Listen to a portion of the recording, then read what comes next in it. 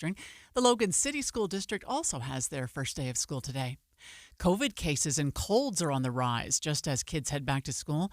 Utah State Health Department respiratory disease epidemiologist Pamela Gomez says our recent weather also plays a factor. We have had a couple of weekends with, rainy weather in the Utah Valley. So that definitely contributes to change in temperature. Gomez says basic health practices like good nutrition and hygiene habits can help keep sickness at bay. Our top national story from ABC News: Democrats are fired up after hearing from the Obamas at the DNC. In his speech, former President Obama slammed former President Trump, saying Trump puts himself above the interests of the American people. Here's a 78-year-old billionaire who has not stopped whining about his problems since he rode down his golden escalator 9 years ago. It has been a constant stream of gripes and grievances that's actually been getting worse now that he's afraid of losing the Kamala. Former President Bill Clinton is slotted to be the keynote speaker tonight. Your money at this moment: the Dow is off 68 points. We're at 40,755. Coming up, we'll get a look at the weather forecast. Another hot day today, up in the 90s, but we'll check it next. KSL News Time, 9:02.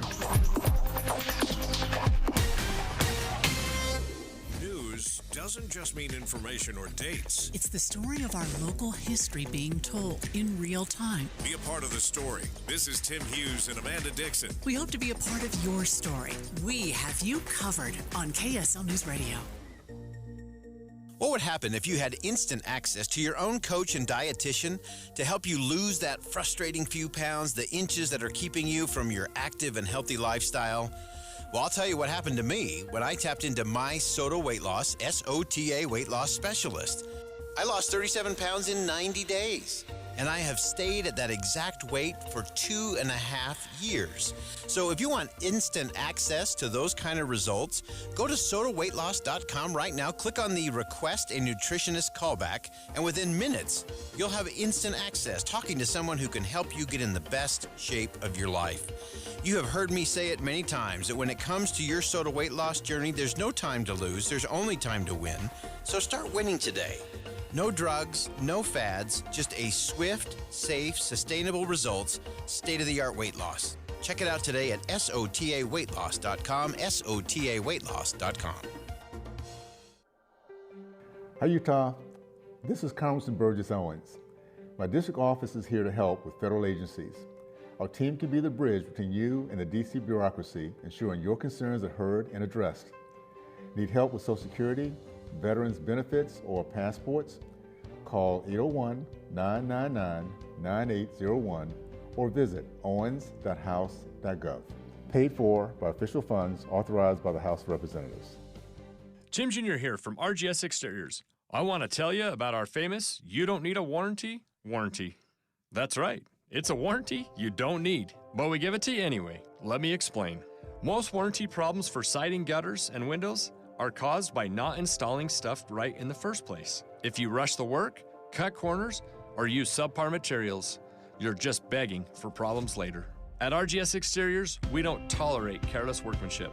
We slow down, focus on every detail, and use only the best materials. We prevent warranty work by doing the job right in the first place. That's why the 10-year everything guarantee we give you is also known as our "You Don't Need a Warranty" warranty. We absolutely will be there if you need to use it. But honestly, you probably will never have to. Done right the first time. That's the RGS way. For siding, gutters, and windows, call 801-280-3110 or visit us at rgsexteriors.com. You pace around in it. You sleep in it, sometimes. When you're not thinking about those mounting bills in it. Oh boy. But when it comes to paying off your debt, you don't even consider it. It's your home. Tap into it with HomeTap. Tap into the money you already have with no monthly payments. Learn more about paying off credit cards, medical bills, or any other debt at HomeTap.com. With HomeTap, you can tap into it. We've got emergency traffic and weather together, brought to you by Sinclair's Dino Pay app. Save up to 20 cents per gallon. Here's Heather Kelly. Well, the good news is the crash southbound I-15 in Woods Cross has cleared. All lanes are now open. The bad news is the traffic is still backed up 7 miles all the way into Farmington and almost into Kaysville.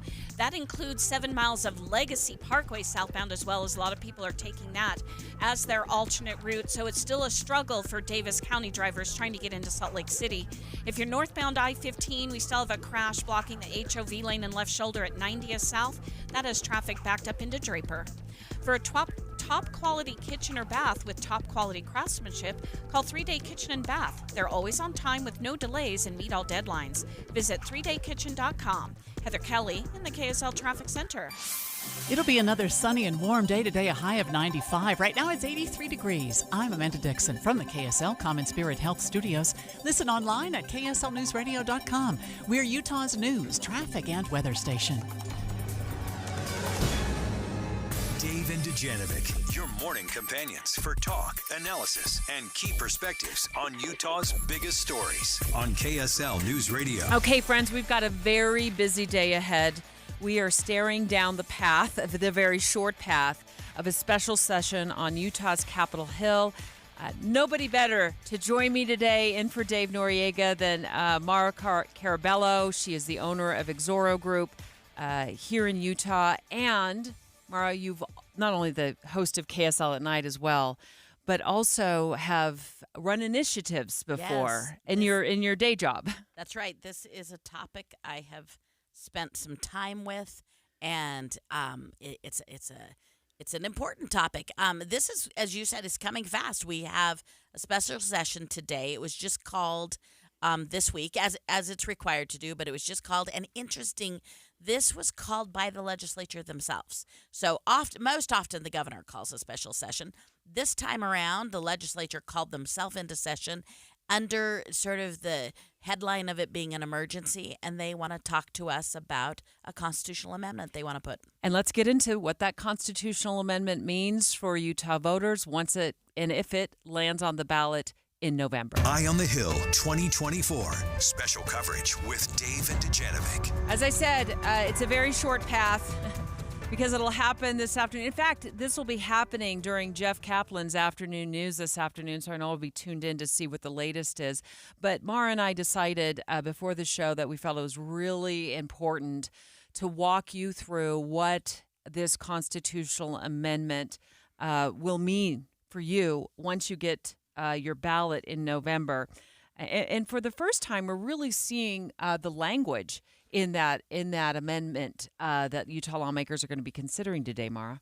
That's right. They put the language out this morning early. The session will be this afternoon, and this is the topic of the day. And it really focuses on what they're they're suggesting that this gives the citizens the right to vote on whether they want the legislature to be the last word on ballot measures, whether the legislature, right now the legislature has the ability to amend a measure, or, if it had some sloppy writing, they can fix it, which is true of any law. That happens often with regular bills passed in the session.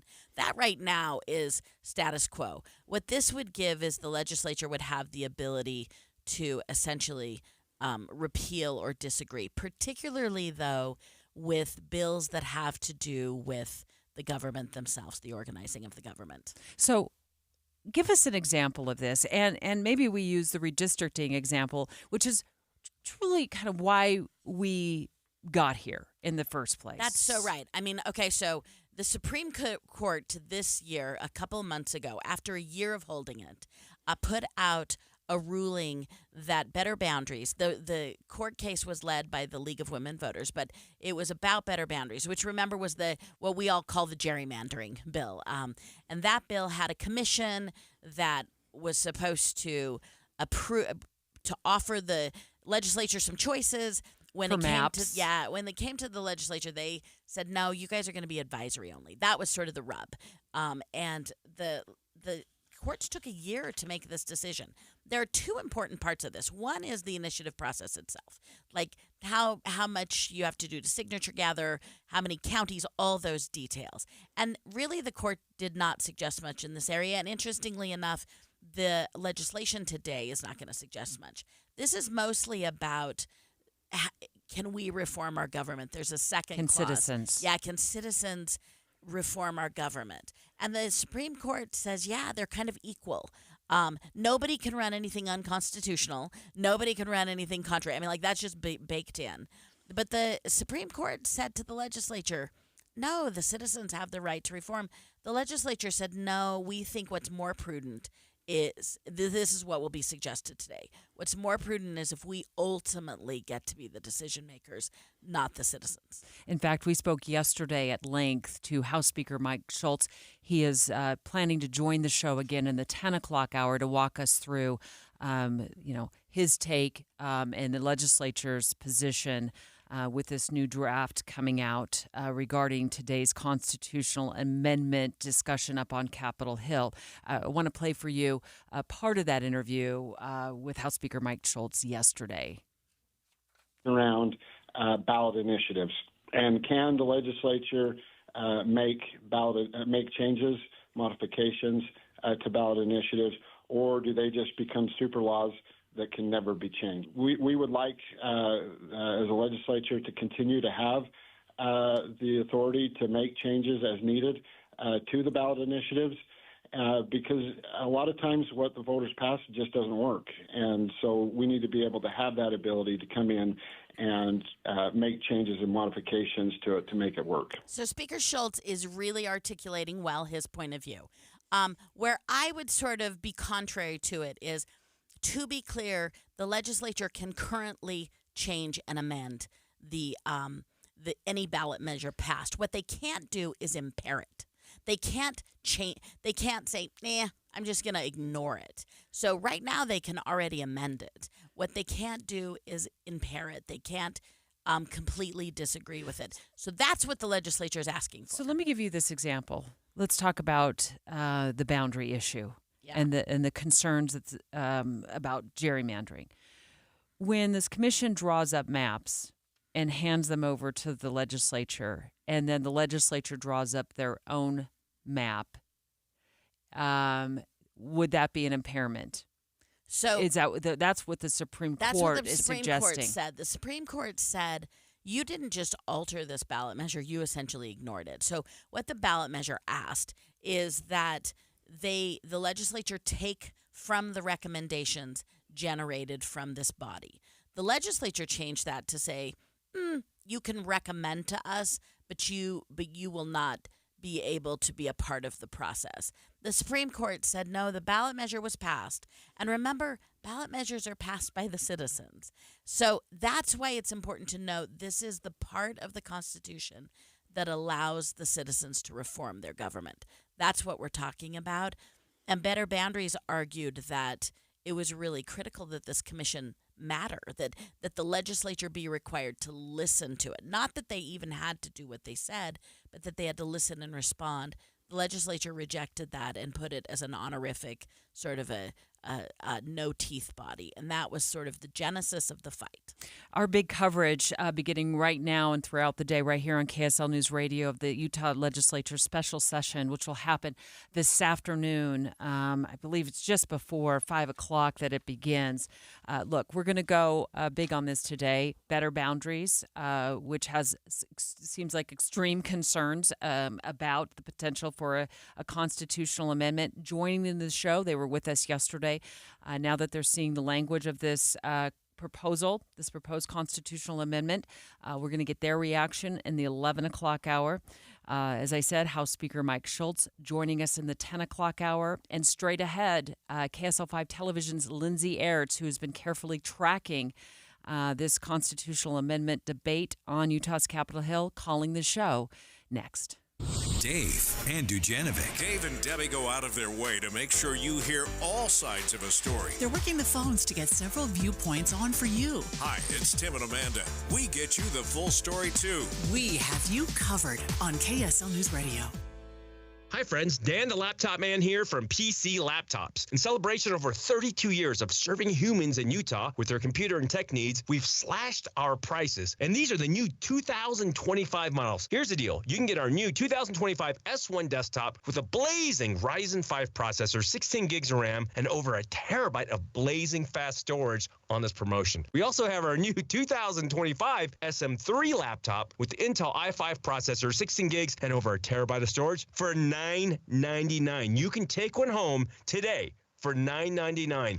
And you also get the peace of mind of our lifetime service warranty. We also have 12 months special financing available, and they start as low as $29 a month. But hurry in because supplies are limited. Because at PC Laptops, we love you. PCLaptops.com. Take home a blazing fast 2025 model desktop or laptop for $999 at PCLaptops.com. The Democratic Convention rolls toward the nomination. America's ready for a better story. We are ready for a President Kamala Harris. Get updates all this week.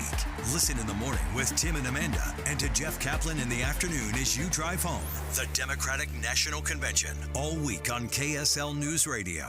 High five. Up top.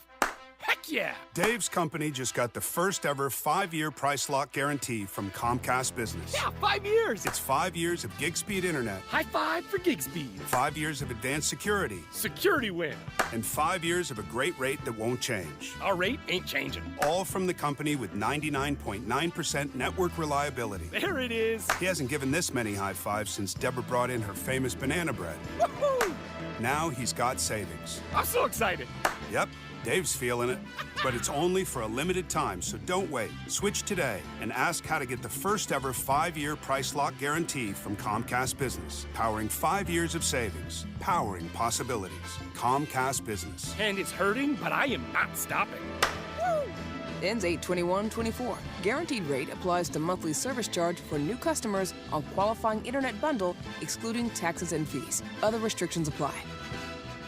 You have heard us both talk about how much we love our home equity lines of credit, and we want you to know that Utah Community Credit Union makes it easy to access the equity in your home, and they all come with rate inflation protection. What did I do before I had a HELOC? Honestly, I think I used to stress about a lot of I'd stress about emergencies. Where am I going to come up with this money?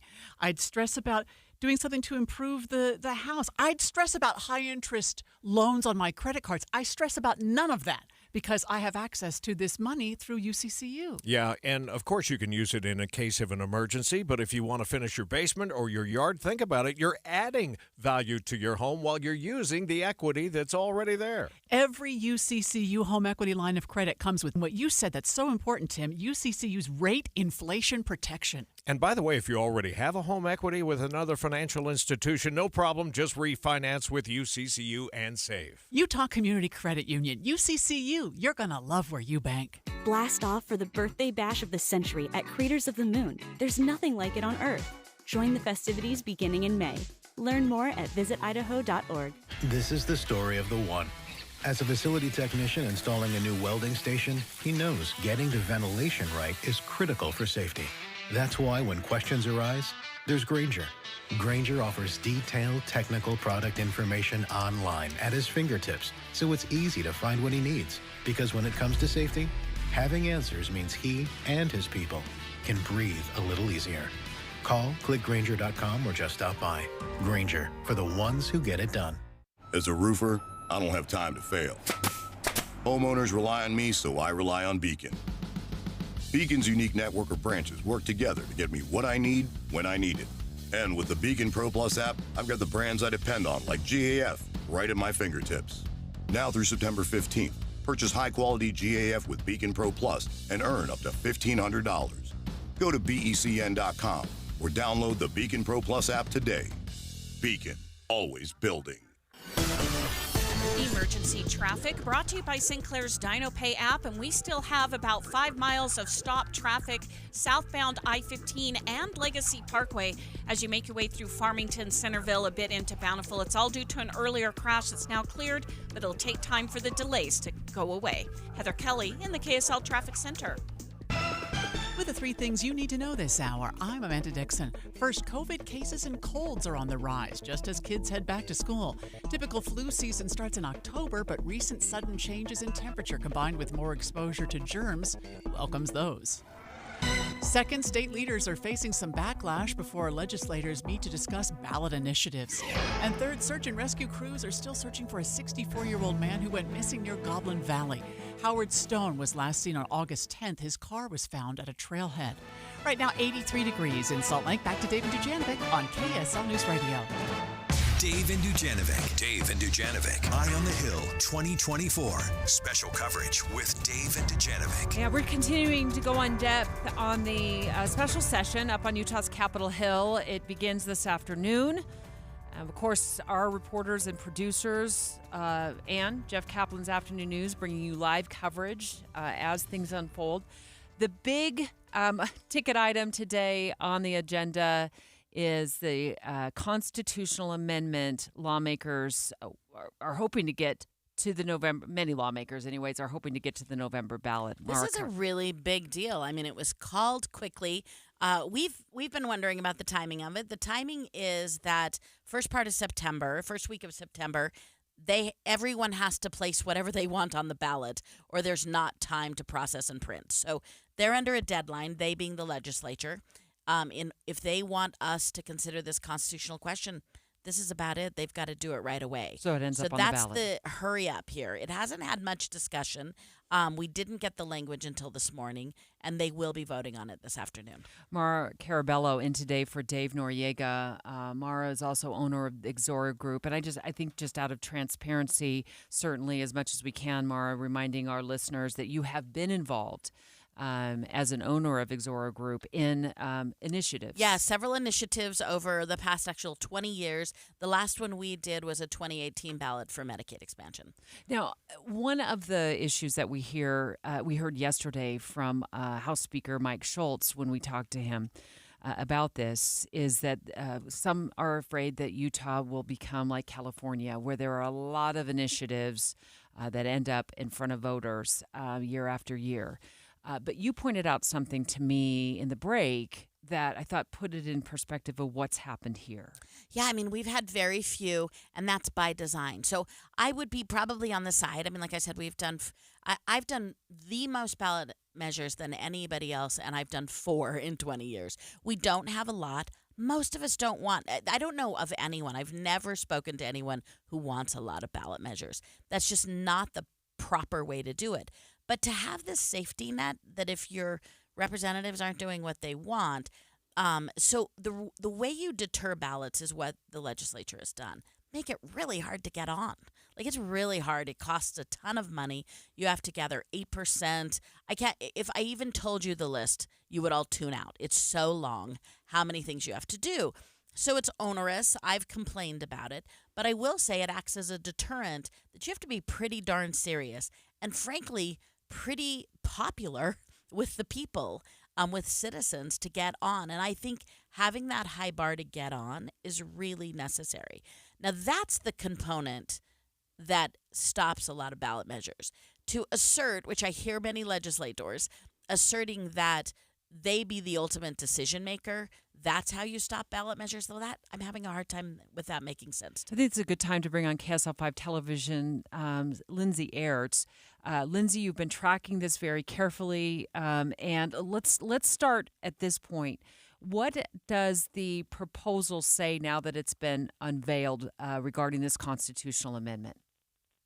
Yeah, good morning, ladies. It's good to be with you. I think that there's 2 components, now that I've seen the language of this ballot measure, that are the most significant to me. One is the fact that it allows the legislature to repeal initiatives. So the constitutional language will change to say that the citizens of Utah have the right to alter and reform their government through the legislative process, and the legislative process allows lawmakers to amend, repeal, or replace, or some other language in there that allows them to not only change but ultimately repeal ballot measures. And that is significant because it means that any measure that Mara is talking about that can get on a ballot could then just be repealed by lawmakers. It gives them the ultimate say in what will happen here.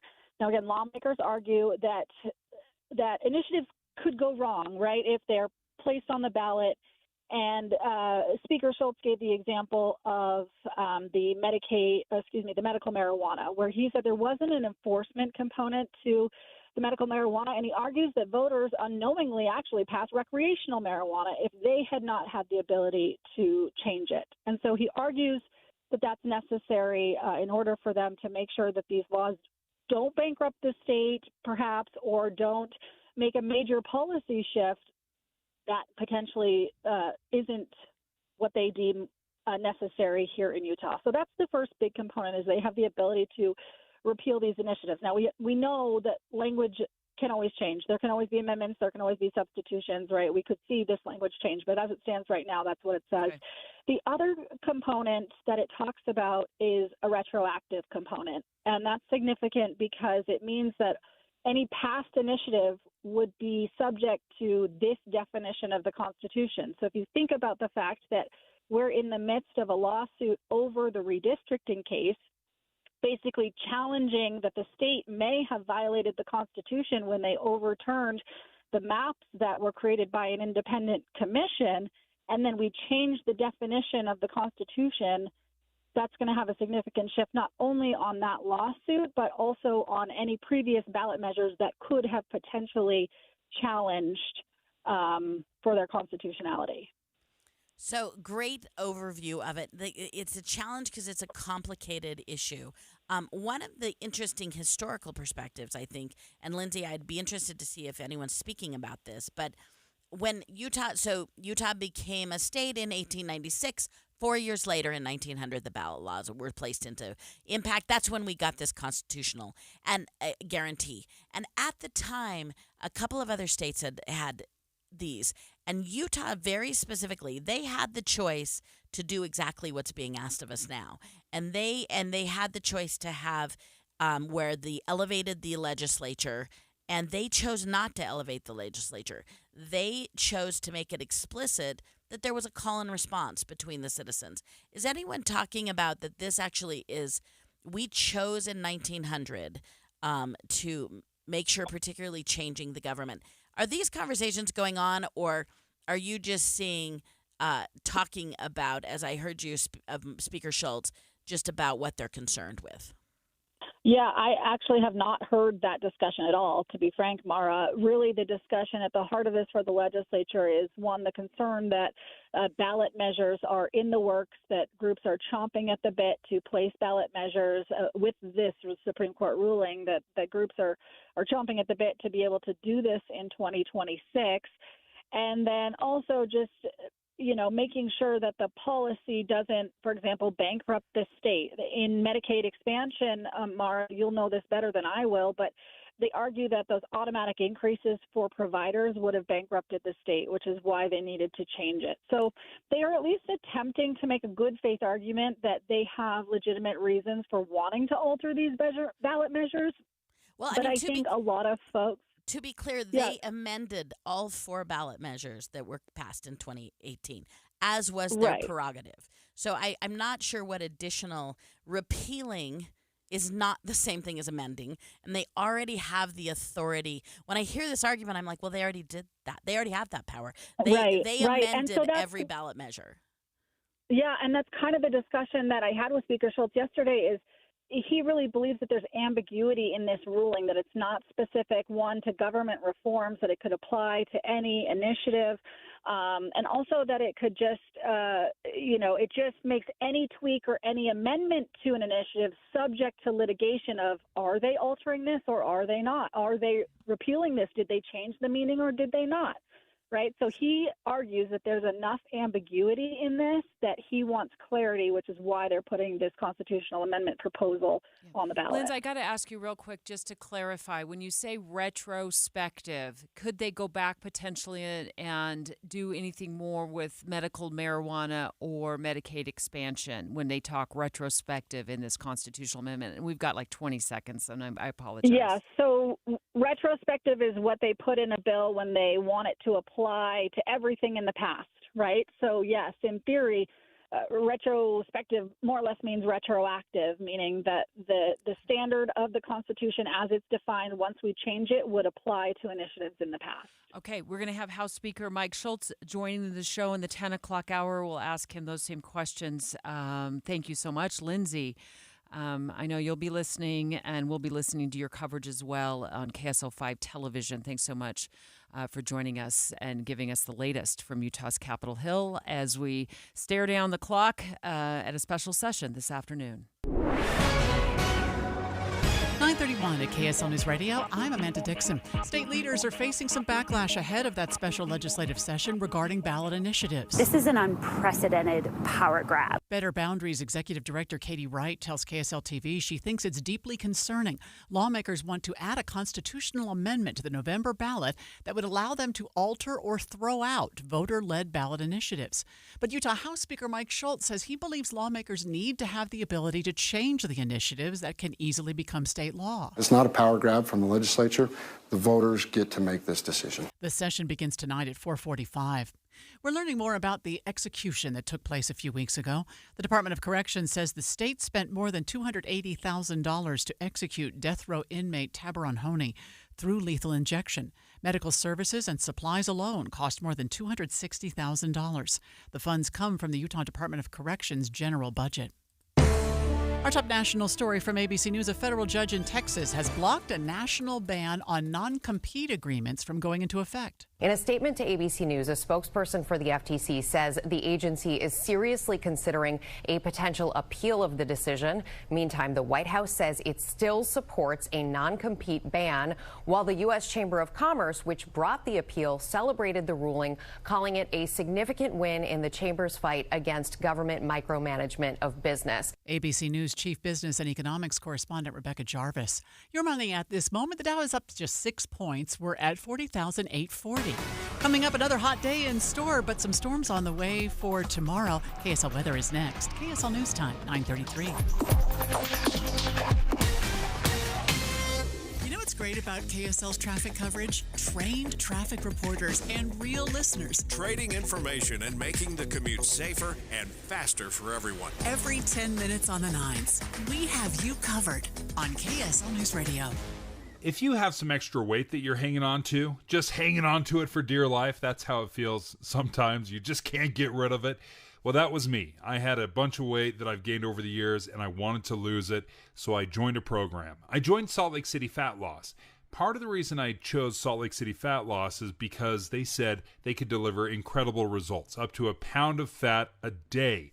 And sure enough, I lost 57 pounds in just 60 days. I did it without injections. I did it without surgery. I didn't have any insane exercise routine that I had to follow, and there were no prepackaged meals to buy to keep my calories down. They taught me how to eat healthily and to keep it off.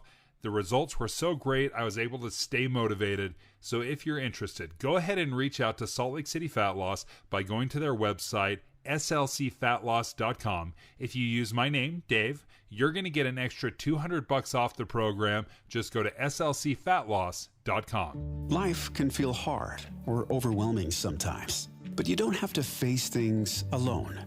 Getting help for yourself or someone you're worried about starts with a call or text to 988, where you always have someone to talk to, someone to help you, and somewhere safe to go. 988 Utah is here for anyone experiencing mental health challenges or emotional distress.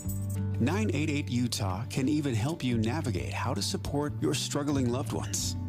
Whether you're struggling with anxiety, depression, or suicidal thoughts, trained professionals are ready to listen and provide free, confidential support 24/7. Utah, don't hesitate to call or text 988 for you or someone you care about. The caring staff at 988 Utah can connect you to the right resources. Learn more at 988lifeline.org. September means it's time for Any Hour Services free furnace sale. What's up, everybody? I'm Mike Wilson with Any Hour Services, and as summer comes to a close and falls right around the corner, the weather gets, well, perfect. And when the weather's perfect, people need a little extra incentive to replace their heating and cooling system. That's where Any Hour Services free furnace sale comes in. For the month of September, when you have Any Hour Services install a new air conditioner, we'll give you a new furnace for just the cost to install it. About $400. The furnace is free. You just pay the labor. And there's no catch. There's no raising the price on the air conditioner first. There's no making you buy the most expensive air conditioner to qualify. There's none of that. There's just a desire to keep our technicians working while the weather's mild and a genuine appreciation of you for helping us keep them busy. So if you've been thinking about replacing your old furnace and air conditioner and want to know exactly how much you can save during our free furnace sale, call Any Hour Services today and schedule a free estimate. Google Any Hour Services or schedule online at anyhourservices.com. No one helps more homeowners than Any Hour Services. We've still got an emergency traffic situation brought to you by Sinclair's Dino Pay app. Save up to 20 cents per gallon. And back to you, Heather. And the good news is all the crashes are gone that caused all of the delays originally, but you still have residual slowdowns, especially southbound I-15 as you come out of Kaysville, go through Farmington into Centerville, and then a lot of people are still taking Legacy Parkway, so that is back traffic up on Legacy Parkway right at the merge from I-15 and US 89 all the way down into Centerville as well. You also have backups on the ramp from West Davis Highway to get onto either I-15 or Legacy, so that's the problem spot at the moment. Two Brothers Mattress is having their huge Labor Day sale. Save up to $900 on Serta mattresses. Visit one of their 5 stores and see all their sale prices at twobrothersmattress.com. Heather Kelly in the KSL Traffic Center.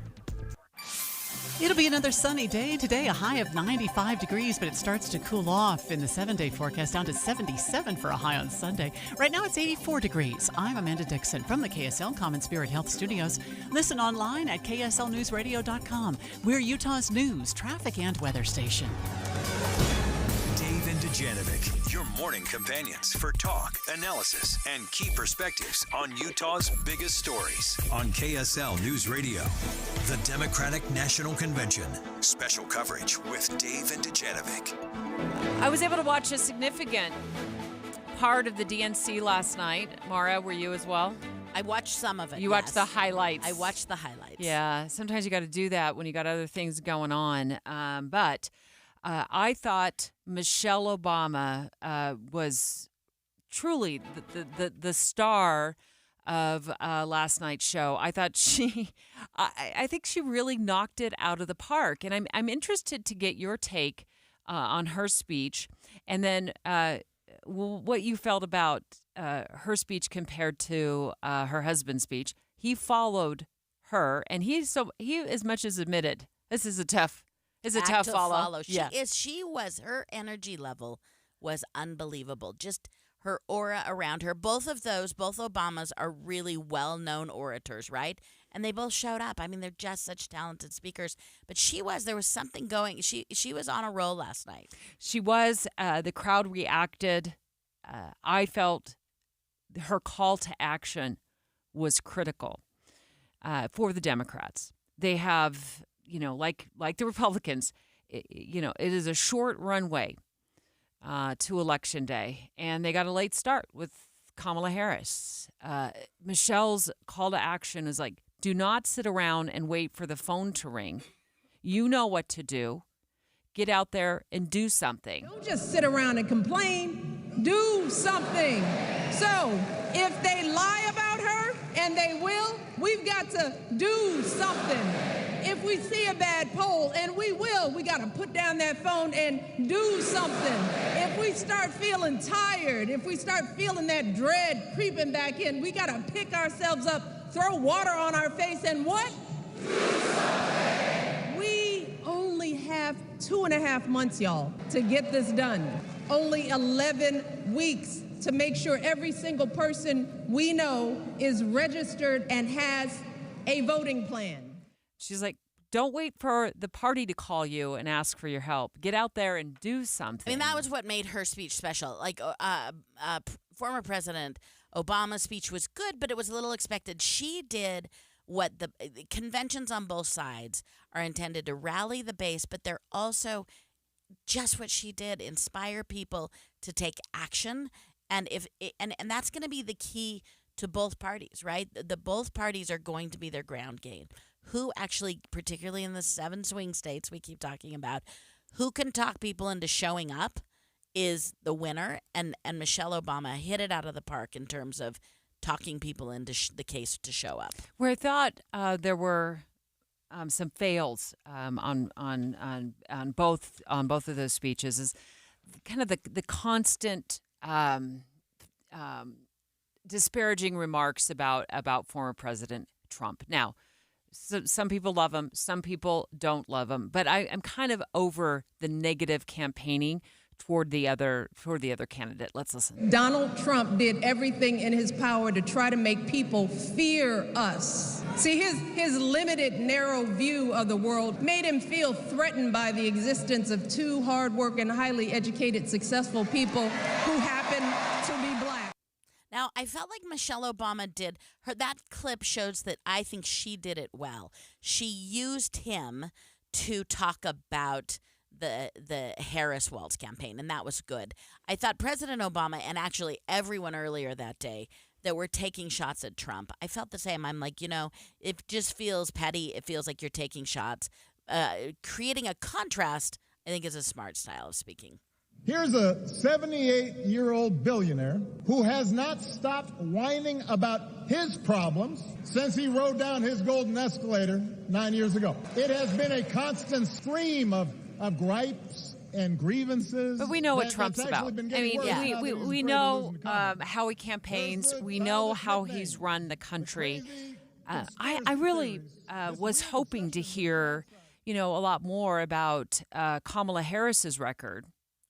Which I felt went lacking the night before President Biden's speech, which I know was mainly a farewell speech to Biden. Right. But I thought Biden could have leaned in more on what her record was under his watch. Well, and you see a really traditional cadence. I mean, day one was really about Biden, as it maybe should be, since it was such a dramatic change. One speech last night that I felt like was critical in terms of introducing Kamala Harris to us was her husband's speech. Oh, okay. I thought he was lovely.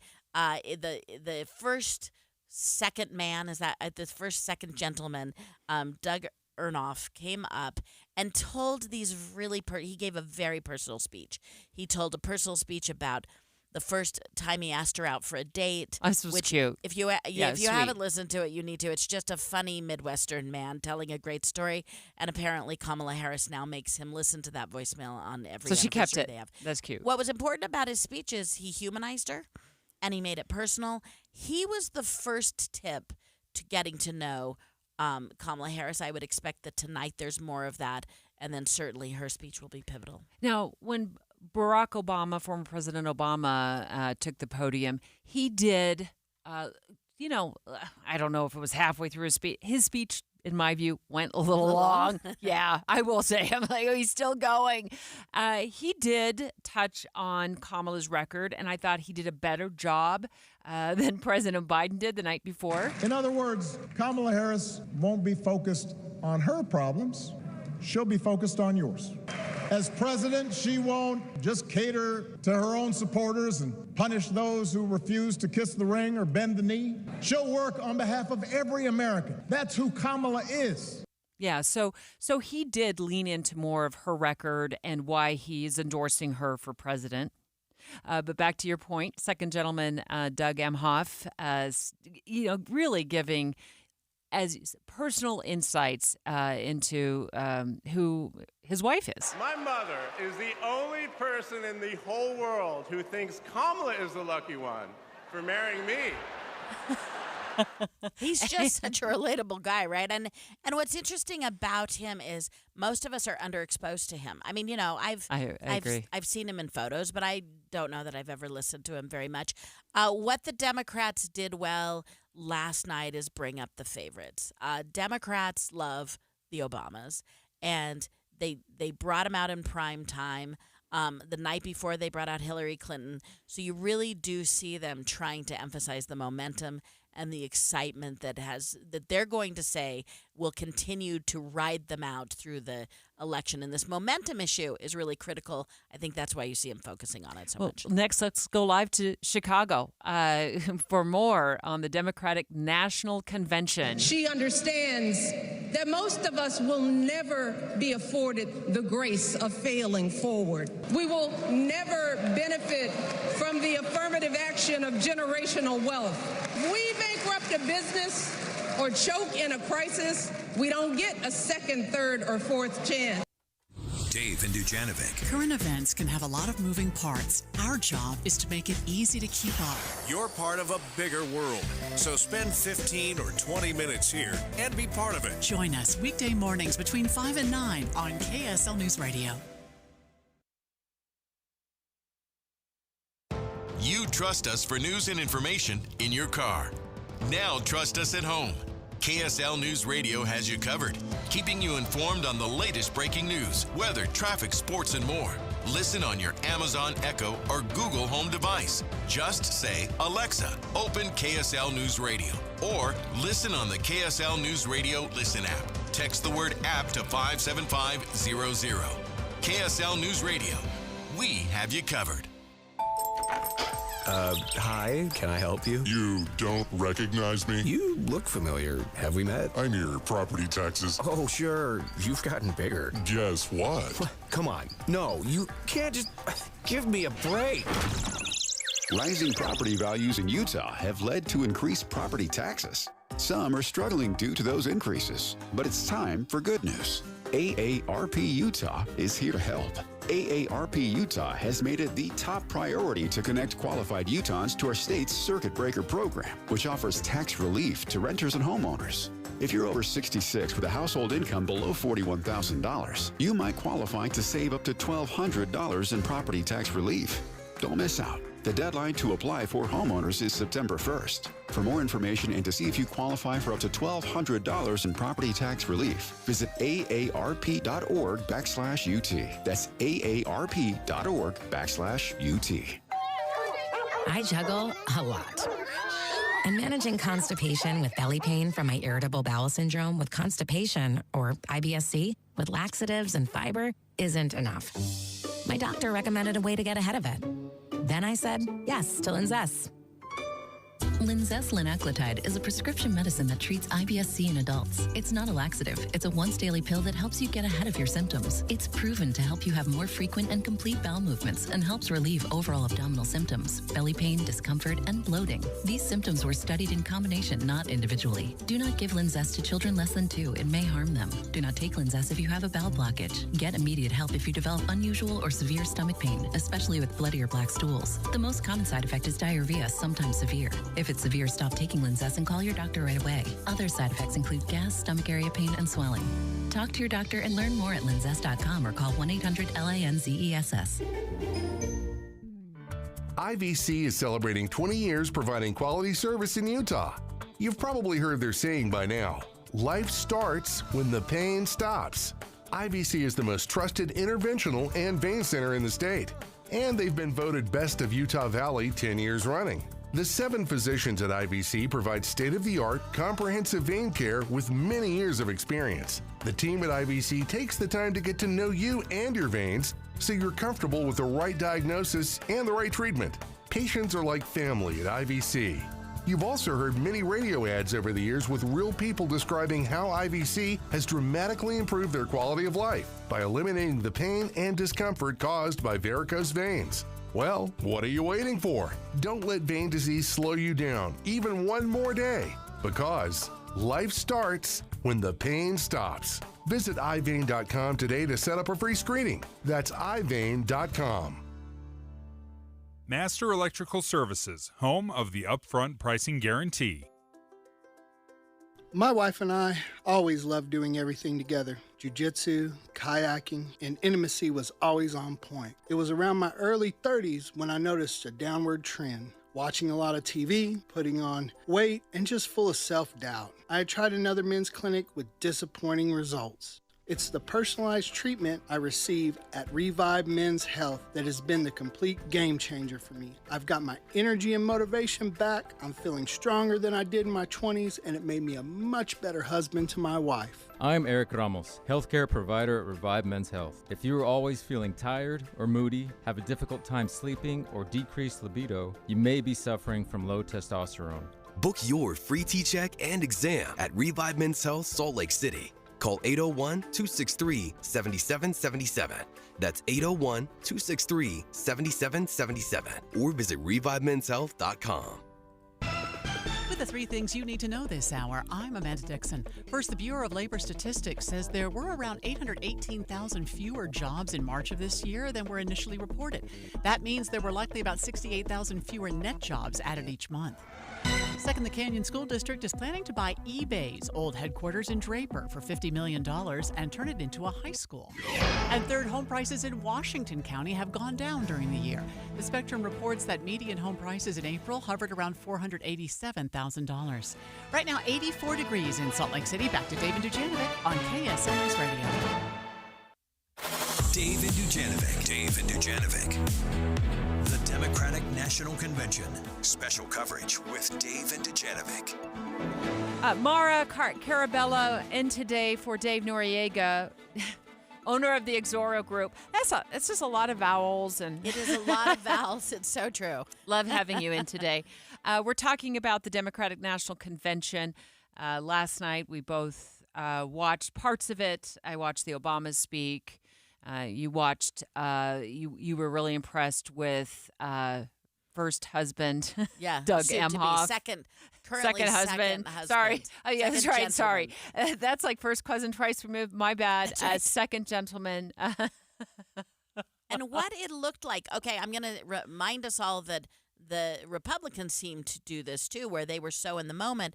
But last night just seemed so in the moment for the Democrats and so up energy and rowdy and fun. And to me, it was former First Lady Michelle Obama who stole the show. Don't just sit around and complain. Do something. So if they lie about her, and they will, we've got to do something. If we see a bad poll, and we will, we got to put down that phone and do something. If we start So that's how we felt watching it. We are lucky to have the incoming Utah Democratic Party National Chair committeemen. So each state sends a national committee, 2 national committee people, and we have Brad Townley with us, who is in Chicago, enjoying all this live. Brad, thanks for joining us. Thank you so much. Happy to be here. So what was last night like for you? How did it feel? I mean, you have to forgive me. My voice is still a little bit hoarse from screaming at the top of my lungs all night. It's the energy and the joy, just the absolute joy in our party right now is palpable. It's kind of undescribable if you're not here. Is this your first convention? No, ma'am. I was also a delegate in 2016. Okay. Mara and I were talking during the break that it does seem that the Democrats are, maybe I want to say it this way, unusually aligned this go-round. And fired up, aligned. Not a lot of pushback as to how Kamala Harris won the nomination. She's already secured the nomination, and is. How did you get here? How did that happen? It's kind of one of those strange things where everything aligned, right? I mean, so President Biden announced that he wasn't going to be seeking another term. The primary had obviously already, of course, happened, and we kind of had this a national instant zeitgeist primary. I mean, anybody who could have mounted a credible challenge against the vice president dropped out and endorsed her. They made it very clear that they had no interest in challenging her. You had instant grassroots organizations or grassroots groups just popping up to support her. You had delegates all just kind of feeling the moment, and together we were all on the same page. You're right. I think that our party is unified in a way that it hasn't been since 2008. It feels incredible. Who stood out to you so far? What's been a moment? It could either be during the arena addresses or something you're doing that's not being televised. What stands out for you? Right. There have been so many moments that have been fantastic. Obviously, the First Lady last night and getting to see President Obama speak getting to see both Obamas speak on the same night was incredible. Secretary of State Hillary Clinton tonight. We've got former President Bill Clinton speaking, and also Governor Walz.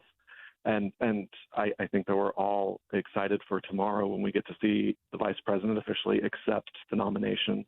I want to ask you a question about all the, this slinging toward former President Trump. Here's a 78-year-old billionaire who has not stopped whining about his problems since he rode down his golden escalator 9 years ago. It has been a constant. There has been quite a bit of that over the last two nights, also from Michelle Obama as well as President Biden. How is that landing in the arena when they talk about former President Trump?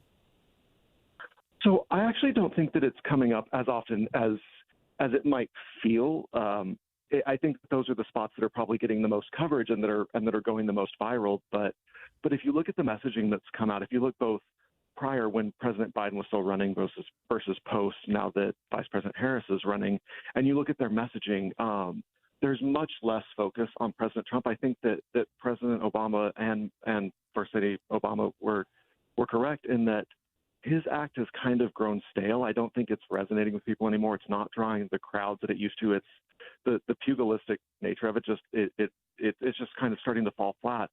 So much of what we're talking about in this convention, so many of the points that from the floor are getting the best reaction are the ones where we're talking about our positive vision. We're talking about things that we want to do to grow the middle class and to help to make sure that people aren't being left behind.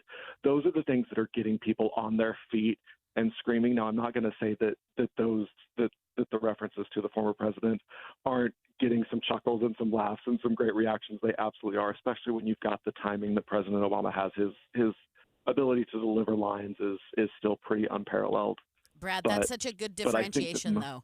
What we see, what the media, what zingers are picked up. I love that you created the broader picture where you feel like it's very focused on the positive parts. I remember I was in Boston when then Senator Obama gave his first speech, his famous red and blue, and being in the room when good people are doing well, when good speakers are speaking, it's so remarkable. I want to ask you about the protesters. I mean, many of the protesters are protesting things that many Democrats agree with. So, but do you have and they seem to be pretty organized. From a delegate's point of view, are you seeing protesters? Is there a sense of what's going on outside the arena? So the DNC is doing a pretty remarkable job in making sure that we can get to and from our events in safety, and we're trying to respect everybody's First Amendment rights to be there and to express and to petition their government, right? So there's that. It has definitely made the logistics of getting through things a little bit harder. And you're right, we are sympathetic to a lot of what these protesters are protesting for. We believe that there should be a space where you can support the fact that Israeli children should be safe, and that should also extend to Palestinian children, children in Gaza, children in the West Bank. That you can be that this is an incredibly complex and nuanced issue, and something that we resonate with, and we are understanding of and respectful of. And it's difficult to try to hold with something this polarizing and this difficult and this complex, to hold space for both of these ideas and understanding the nuance there and understanding that we have to find a better way forward. But and I believe that the vice president is working on that. I mean, one of the very first addresses that she gave after after President Biden dropped out was that incredibly nuanced take, talking about how this issue is difficult and how there are no easy solutions. But just because the easy solution isn't there doesn't mean that we have any less of an obligation to keep working to find it. Brad Townley, incoming Utah Democratic Party National Committeeman, live for us, calling in to the show from the Democratic National Convention in Chicago.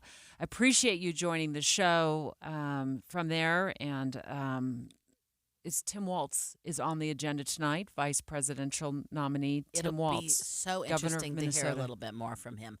I mean, again, we don't know him very well. I'm really looking forward to listening.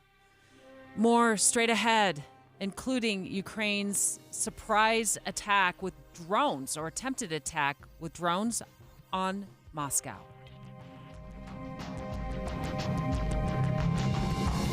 KSL FM Midvale. KSL Salt Lake City. From the KSL Common Spirit Health Studios, this is KSL News Radio. Utah's news, traffic, and weather station. It's 10 o'clock at KSL News Radio. I'm Dan Bomas. KSL's top story this hour, state lawmakers defending their plan to add a constitutional amendment on the November ballot that would allow them to change or throw out voter-led ballot initiatives. Better Boundaries Executive Director Katie Wright tells KSL TV she believes that plan is a power grab. To me, it feels like consolidating power, and it's deeply concerning. Utah House Speaker Mike Schultz argued the claim, saying if their constitutional amendment is added, voters will ultimately have the final say. Our top national story this hour from ABC News. A federal judge in Texas has blocked the Federal Trade Commission's rule banning non-compete contracts. The court ruled the commission lacks the authority to put the ban in place. The White House, though, says it still supports a non-compete ban. A woman in Bridgerton, New Jersey, climbed a zoo fence so she could pet a tiger. Video shows the tiger almost bit her, but she managed to escape unhurt. Police are trying to find the woman so they can talk to her.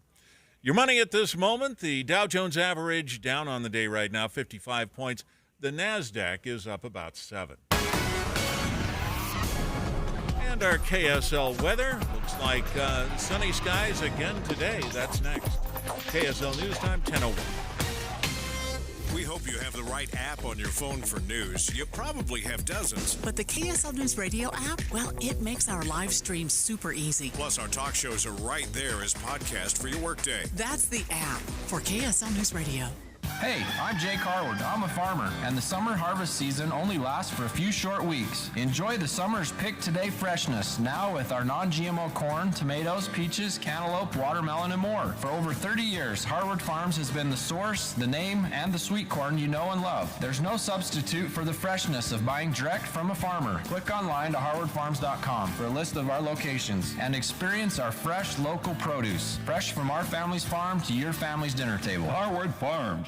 For the right repair and the right paint, the right choice is manufacturer-certified Martins Collision Repair. Hi, I'm Tiago Martins, and few have met the rigorous certification by Kia, Ford, Infiniti, Chrysler, Jeep, Nissan, Hyundai, and many others. But it's one more reason that Martins is your right choice. Check online at martinscollision.com. On State Street in Orem and in Salem, we work with all insurance companies. The right repair, the right paint, the right choice. Martins Collision Repair. Discover the best of senior living at Trio Orem and Trio South Ogden. Today's older adults aren't wrapping up their life's journey, they're seeking a new one. And Trio Independent Living is here to help them do just that. With a smart, modern, and connected lifestyle, residents cultivate relationships and maximize independence through signature programs like Prime Fit Wellness that bring living well and well-being to life. Welcome to the new age of senior living. Schedule your visit at leisurecare.com/Utah today. How would you like to buy select Bernina sewing machines with free embroidery software and more extras valued over $4,000? Prices are slashed. Hot deals at Dave's Bernina. At their St. George and Provo locations. Offers so good and they won't last long. Featuring 1.9% interest for 48 months on certain machines. All machines are discounted. The Bernina L Series sergers are specially priced that include free serger packages valued over $1,000. All new Berninas come with a 5-year warranty and free classes. Did you know magic is here? Come see the new Bernina 990. This is the most amazing, revolutionary sewing machine in the world. Come in for exciting special pre-order offers. Dave's Bernina, 691 East St. George Boulevard and 2017 North 550 West in Provo. Hurry in for amazing bargains on trade-ins, classroom, and demo machines that come with warranties. Traffic and weather together, brought to you by Sinclair's Dino Pay app. Save up to 20 cents per gallon. And here's Heather Kelly. We've got a new crash at 1730 South, 5600 West. This has all southbound lanes shut down on 5600 West from California Avenue heading towards 1730 South. And then you cannot go east or west through the intersection of 5600 West as well. So definitely want to avoid that area. Southbound on the west side belt, we still have a little bit of delay from 2100 north to I-80. And if you're up in Davis County, most of those delays have cleared out now between Kaysville and Bountiful. You may just run into a few brake lights, though, on Legacy Parkway and I-15. Common Spirit, hospitals, clinics, and caregivers all connected to advanced health care in Colorado, Kansas, and Utah. Healthcare with Human Kindness is here. Hello, Human Kindness. Heather Kelly in the KSL Traffic Center. And our KSL weather, another hot and dry day for the Wasatch Front. A chance of thunderstorms again tomorrow and Friday. And right now we're at 86 degrees with sunny skies. I'm Dan Bomas from the KSL Common Spirit Health Studios. Listen online at kslnewsradio.com. We're Utah's news, traffic, and weather station. Dave and Dujanovic, your morning companions for talk, analysis, and key perspectives on Utah's biggest stories on KSL News Radio. The war in Ukraine. Special coverage on KSL News Radio. Okay, first, Ukraine marches into Russia, takes a sliver of Russian territory, kills Russian soldiers. Never in this war did I think I would wake up to this headline that Ukraine has attempted to attack Moscow in one of the largest ever drone strikes on the Russian capital. It was not inconsequential, as you say. It was, Russia says there were a total of 45 drones that were downed overnight. And as you say, not only entering in Russian territory, but going directly to the heart of the capital in Russia. This is an incredibly bold move. Last week, we talked about moving into Russia in general. This is a direct attack on their the seat of their government. When you and I were hosting the show together last week, and by the way, Mara Carabello is in today for Dave Noriega, who's taking a little vacation time, and you can hear Mara weeknights right here on KSL News Radio on KSL at Night from 7 to 9. She's also owner of the Zorro Group here in the state of Utah. So she's got a lot of insights into local politics. And as we discuss what is going on between Ukraine and Russia, when you were here last week, we talked about, what is the next move once Ukraine marched into Russia, taking 400 square miles of territory and taking over villages there, killing soldiers, Russian soldiers. Well, now I guess we know what the next move was. It's to try to attack Moscow. They're continuing to lean in. They're continuing to take, as you said, the other interesting thing that came up with President Zelensky explaining this, that one of their goals was to take a lot of Russian fighters, and they wanted to hold them as a potential swap, as a potential soldier swap later. So this feels very calculated, very intentional, which leaves open these questions of analysis about why, what's the end game for this. And again, you can only see this coming into Moscow with drones as upping the challenge that Ukraine is throwing down with President Putin. Let's get a little more from ABC News' Tom Rivers at the Foreign Desk. Russian authorities say 11 drones were headed to Moscow. All they say were shot down by air defense systems. 34 others were destroyed over other Russian regions, including 2 over Kursk. It's the largest drone wave against Russia since the outbreak of the Ukraine conflict. Tom Rivers, ABC News at the Foreign Desk. Bold, brazen, and secretive. That's right. The surprise move 2 weeks ago to infiltrate Russia. Now, President Zelensky saying they've acquired taken over almost 500 square miles of Russian territory.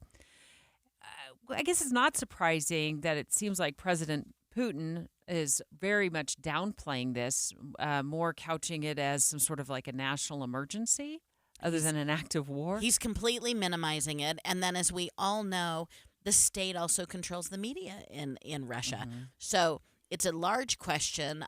It's assumed that citizens in Russia largely don't know the larger viewpoint here. And as you said, the President Putin is taking great lengths to make this sound like a minor incursion instead of an attack on their nation. Brandon Amacher, national securities expert and also an instructor at Utah Valley University. Thanks for joining us once again. Were you as surprised as I was? I mean, this is more in your wheelhouse than mine. But when I woke up to this headline in Reuters this morning, I thought, okay, that's bold. Yeah, I think I had a fairly similar reaction. However, I think I would have been more surprised if it weren't for the recent territorial incursions that we've already you've already discussed a little bit, because that does seem to mark a bit of change in doctrine for the Ukrainians.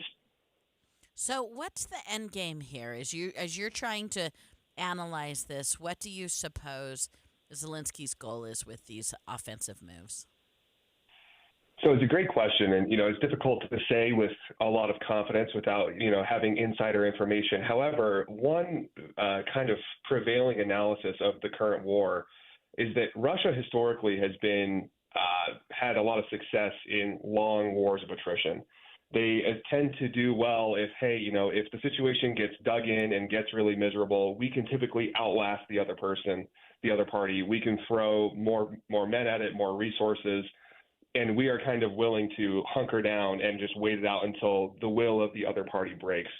So one theory is that Ukraine kind of knows this, and seeing that has realized, hey, in the current status quo, that is probably true. So we need to do something to change that calculus.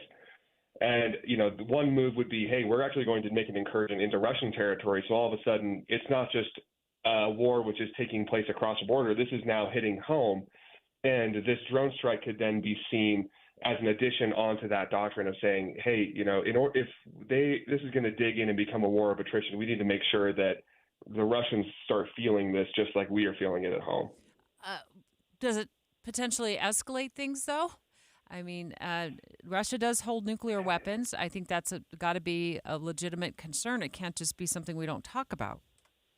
Absolutely. And, that was a reason why early on in the war, Ukraine seemed to be very hesitant to do anything like this or to do any offensive moves into Russia proper.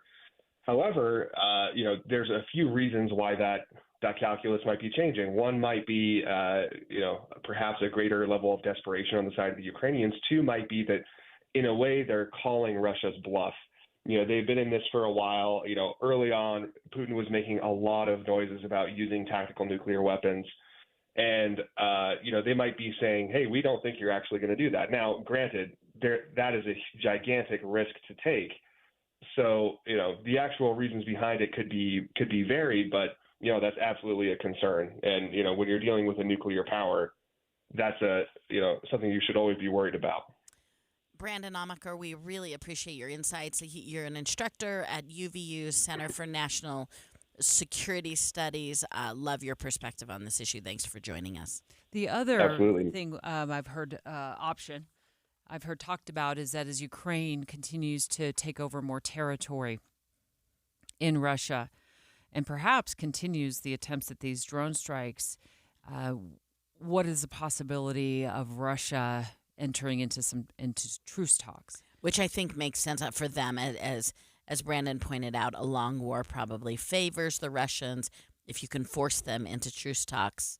And until now, Ukraine really hasn't had the leverage. Has the leverage, exactly right. Now they have close to 500 square miles of territory after that surprise attack a couple of weeks ago. And then, they had the surprise drone attack on Moscow. It failed. It did not. Moscow says they took care of all the drones as they tried to, land that attack. However, it sends a message that Ukraine thinks got a they're plan. vulnerable, right? I mean, and now we're talking about the vulnerabilities.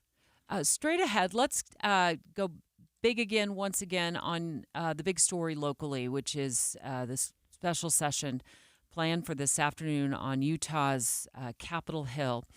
House Speaker Mike Schultz joining the show straight ahead to discuss the constitutional amendment being proposed. We now have a copy of the draft proposal that lawmakers will be reviewing today on Capitol Hill, and then if they approve it, it'll land on the November ballot for voters to decide on.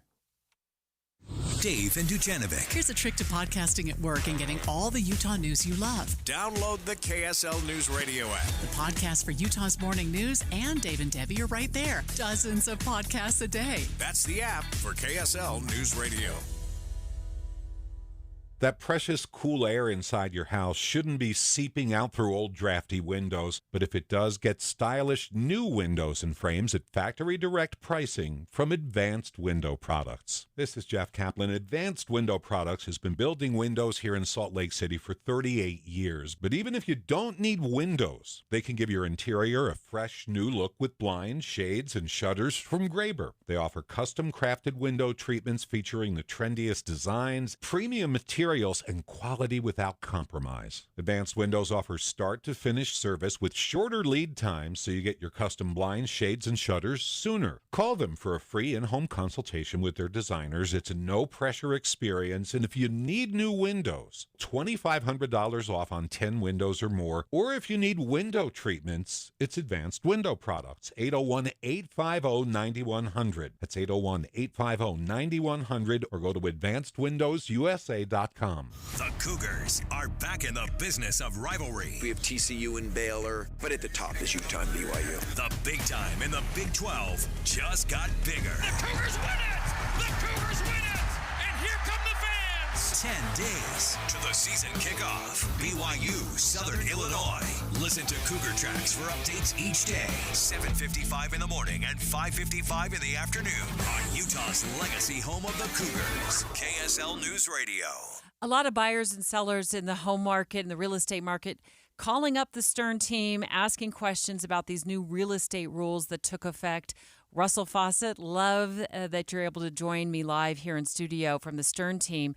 So let's go over what changes took place on August 17th. Yeah, so kind of three main changes that we'll talk about today. The first one is no longer can real estate agents offer compensation across the MLS. And so what that means, before, the seller would negotiate with the listing agent a commission, and they would share that, and that would be advertised to the buyer's agent. And so that's been removed from the MLS to encourage negotiation throughout the contract. The next one is agents working with a buyer have to first enter into a written agreement prior to touring homes. So before a buyer can go in, call a real estate agent, and go look at homes, they need to enter into an agency agreement where they actually set that compensation up front.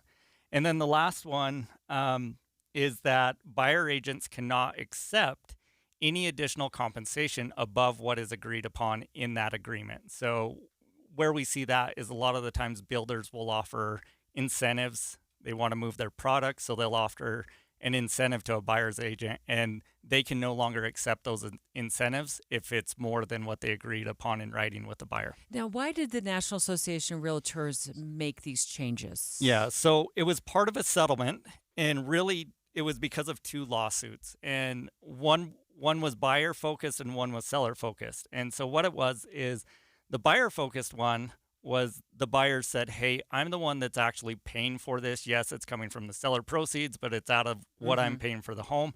I didn't get any say in what that compensation was to the buyer. And from the seller side, they said, well, I'm paying for this, and I'm actually paying someone that has an incentive to negotiate against me. I see. And so they wanted to bring more transparency in negotiation. Stick around, Russell Fawcett of the Stern team, because I want to ask you how this is impacting buyers since it's been implemented.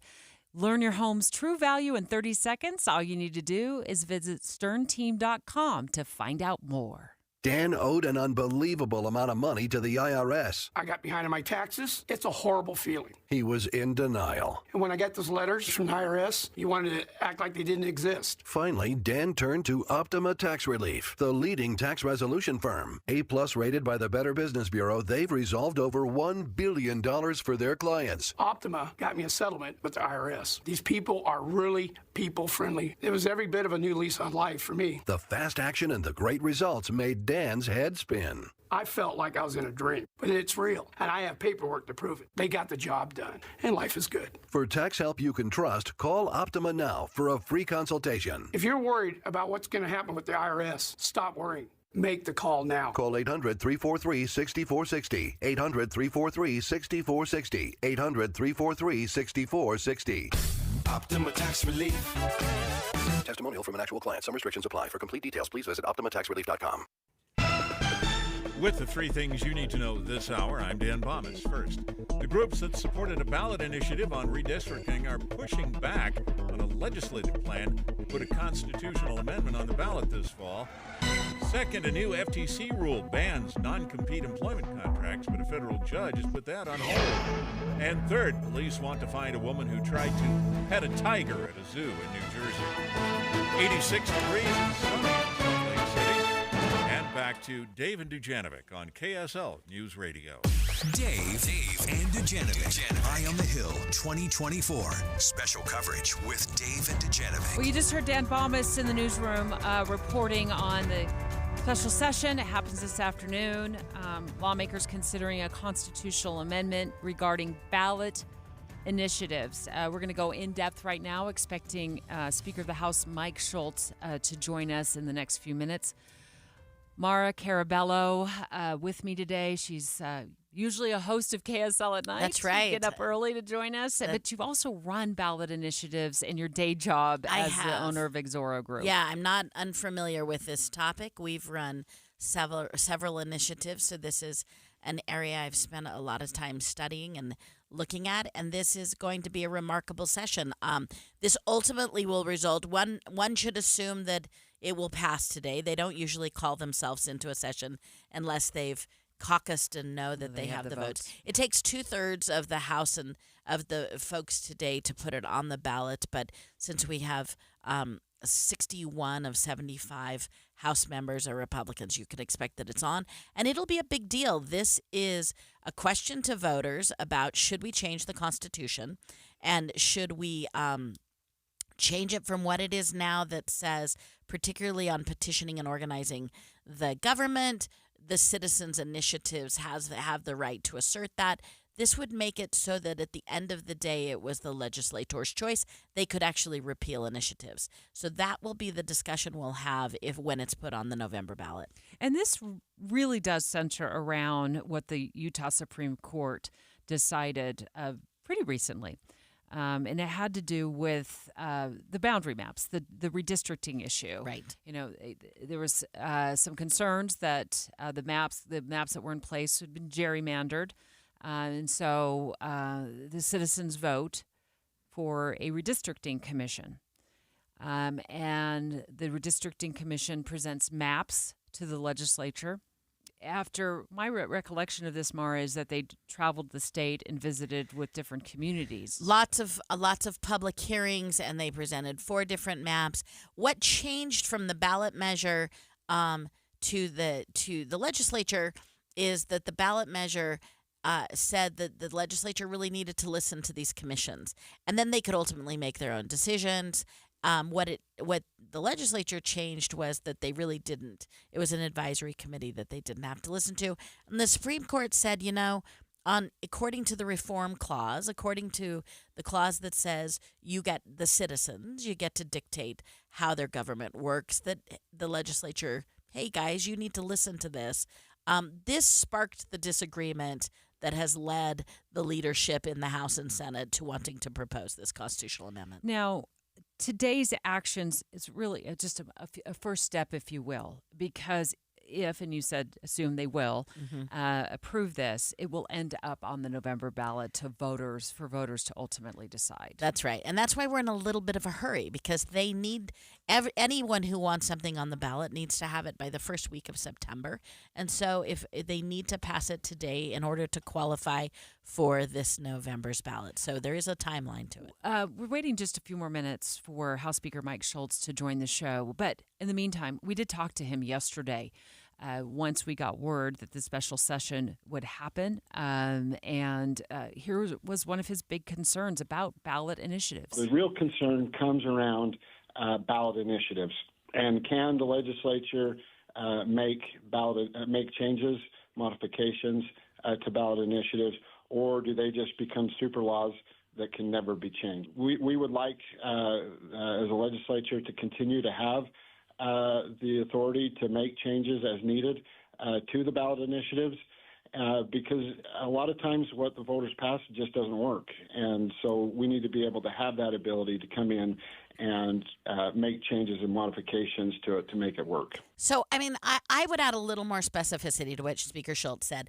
The legislature can amend ballot measures. In fact, there's never been a ballot measure that has ever passed that they haven't amended. So, to be clear, that's not what's new. What would be new is that they would get to reject a ballot measure at hand.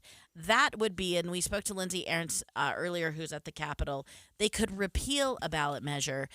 Right now, they have the authority to change it, to make it effective, to make it work if they found something out of alignment. So I'm a little questioning. I will appreciate when speakers on the phone, because that seems like it doesn't make quite sense to me, because they can amend a ballot measure right now. I'm hoping we also have time to squeeze in the question about, will this be retroactive? That's right. Does it just apply to the boundaries and the redistricting issue, or does it potentially apply to previous ballot initiatives that have passed? Yeah, that's right. And, we talked about this earlier, but it was interesting in 1900 when this protection was put into place. It was to create a check on the legislature. And at the time, they had the option of elevating the legislature like we're proposing now. In 1900, we said no to it. So I'd love to know what's changed in the last 120 Good morning, House Speaker Schultz. Hey, good morning. How are you? Thanks for joining us. I know we have just limited time with you, but I think Mara gets to take the first question here. So, okay, I'm gonna go right at it, Speaker. To get to the legislature, the majority of people need to vote yes for a legislature. That before you all see it, the citizens say they want this. Why would the legislature know more about what the people want than the people themselves?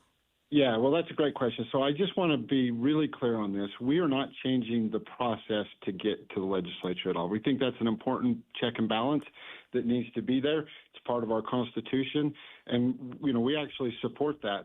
In fact, through the referendum process, we're actually strengthening the voice of the people. But you're adding the ability to repeal, Speaker, which is actually your ability to ignore what the people are saying. Well, so I just want to say that that's what's always been there, and that's been the practice of the last 130 years with this process. And that's what we're asking for, is to go back to that, the way that it's worked for the state of Utah for the last 130 years. Now, I think it's really important to understand that, most of the time when these initiatives come forward, they're not led by the citizens themselves, but a lot of times special interest groups.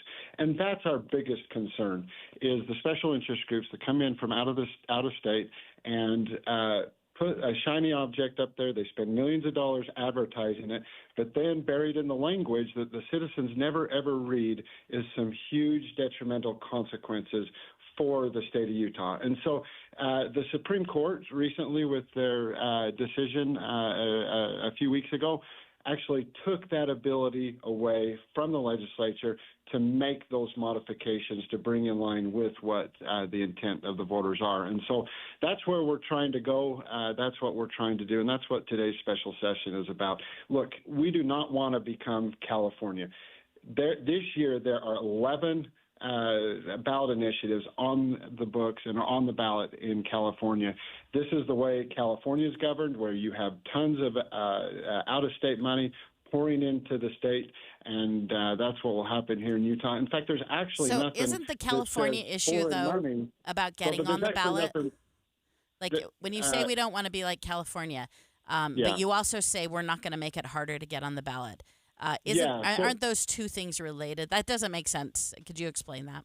Yeah, I'm happy to explain that. So what happens is when the legislature can make changes to bring it in line with what the voters intended, a lot of times you don't get the special interest groups involved in it with the money behind it, because they know that the legislature is going to or has the ability to make changes to make it fit within the laws and to make it fit within what the voters actually intended. And so they don't get to put their special things that they want in there, and then they don't advertise, and the voters don't have Speaker, any idea. as someone who's run more ballot measures in Utah than anyone, I'm just going to object to the term special interest, and that it's not a reflection of voters, because that's not been my experience, although you and I agree that we on wanting to reflect. And I respect that your intent of wanting to respect the voters. But you have to admit that it is special interest groups that fund these ballot initiatives most of the time. Well, I don't know what you mean.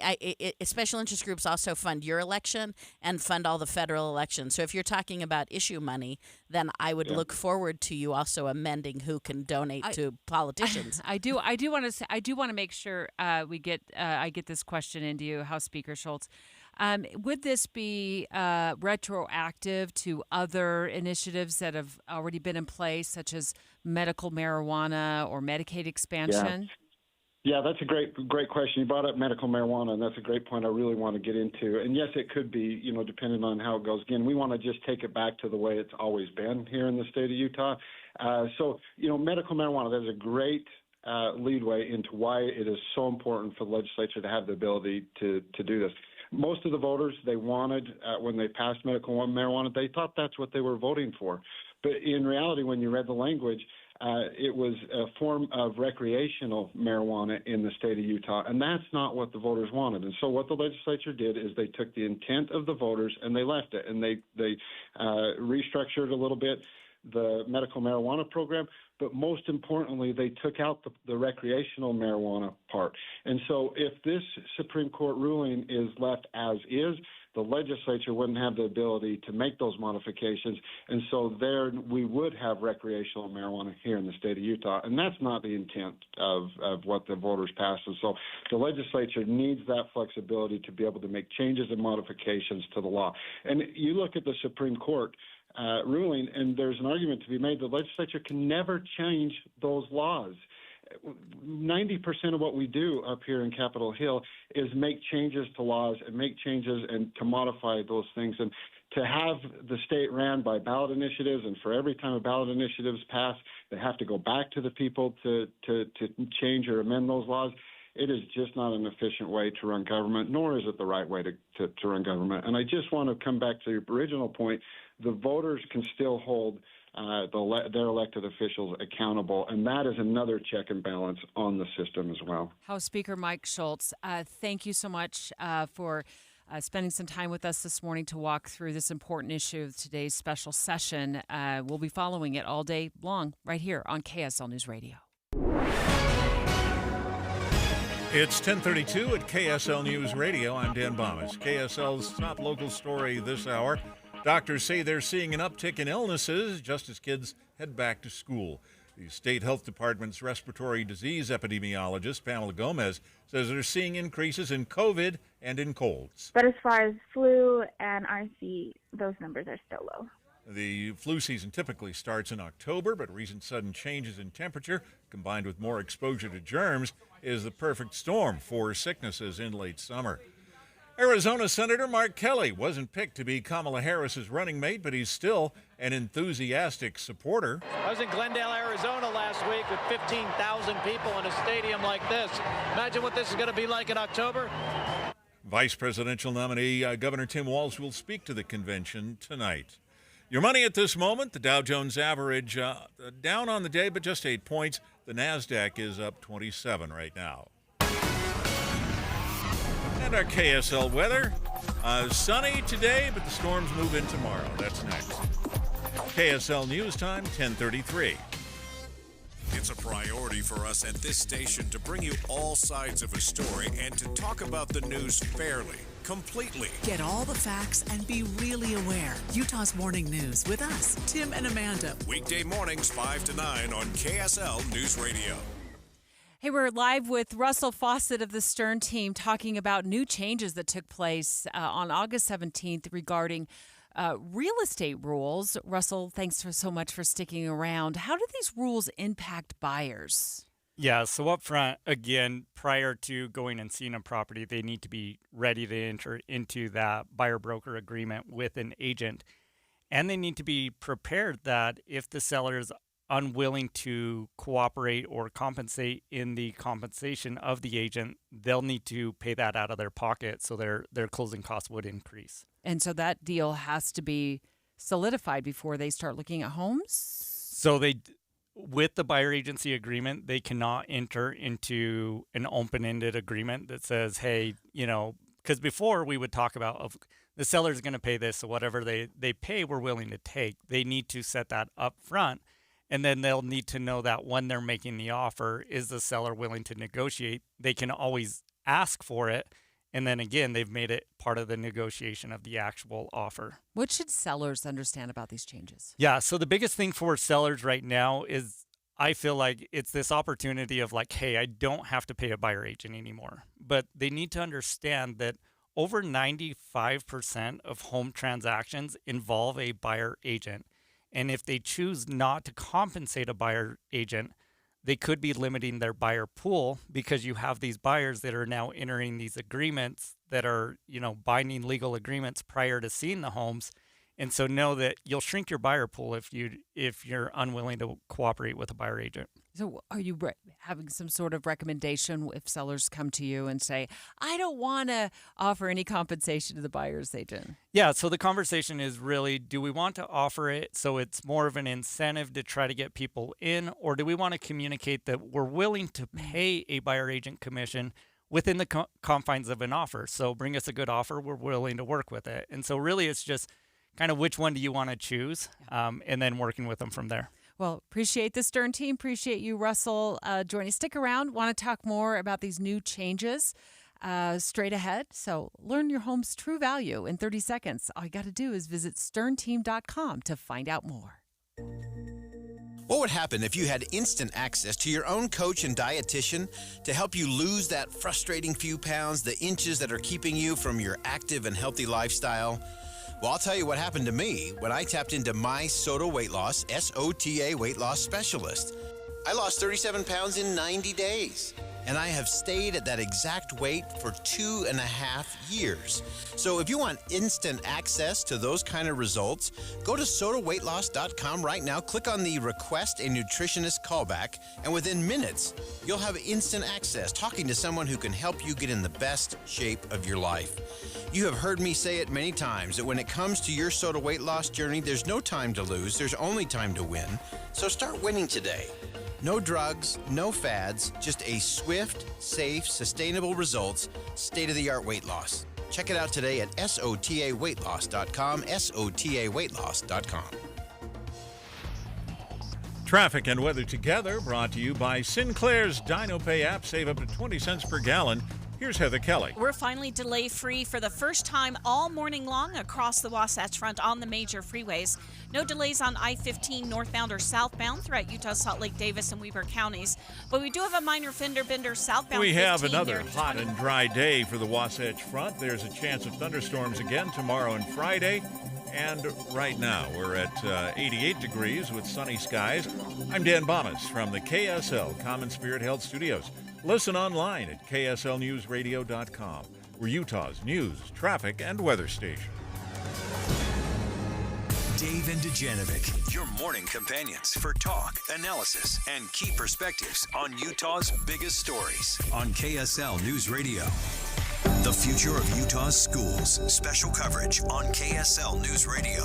I kind of fell in love with the story this morning, Mara, because I like that this is going to, to me, be a unique idea going forward, how we educate kids. And the headline is this, that the Canyon School District, the Board of Education, voted to buy eBay's former regional headquarters in Draper, and they're going to establish an innovation center. We're going to learn more about that. So 36 acres. I mean, it's not a small amount. I, too, read this and thought, oh, wow, I don't know anything about this.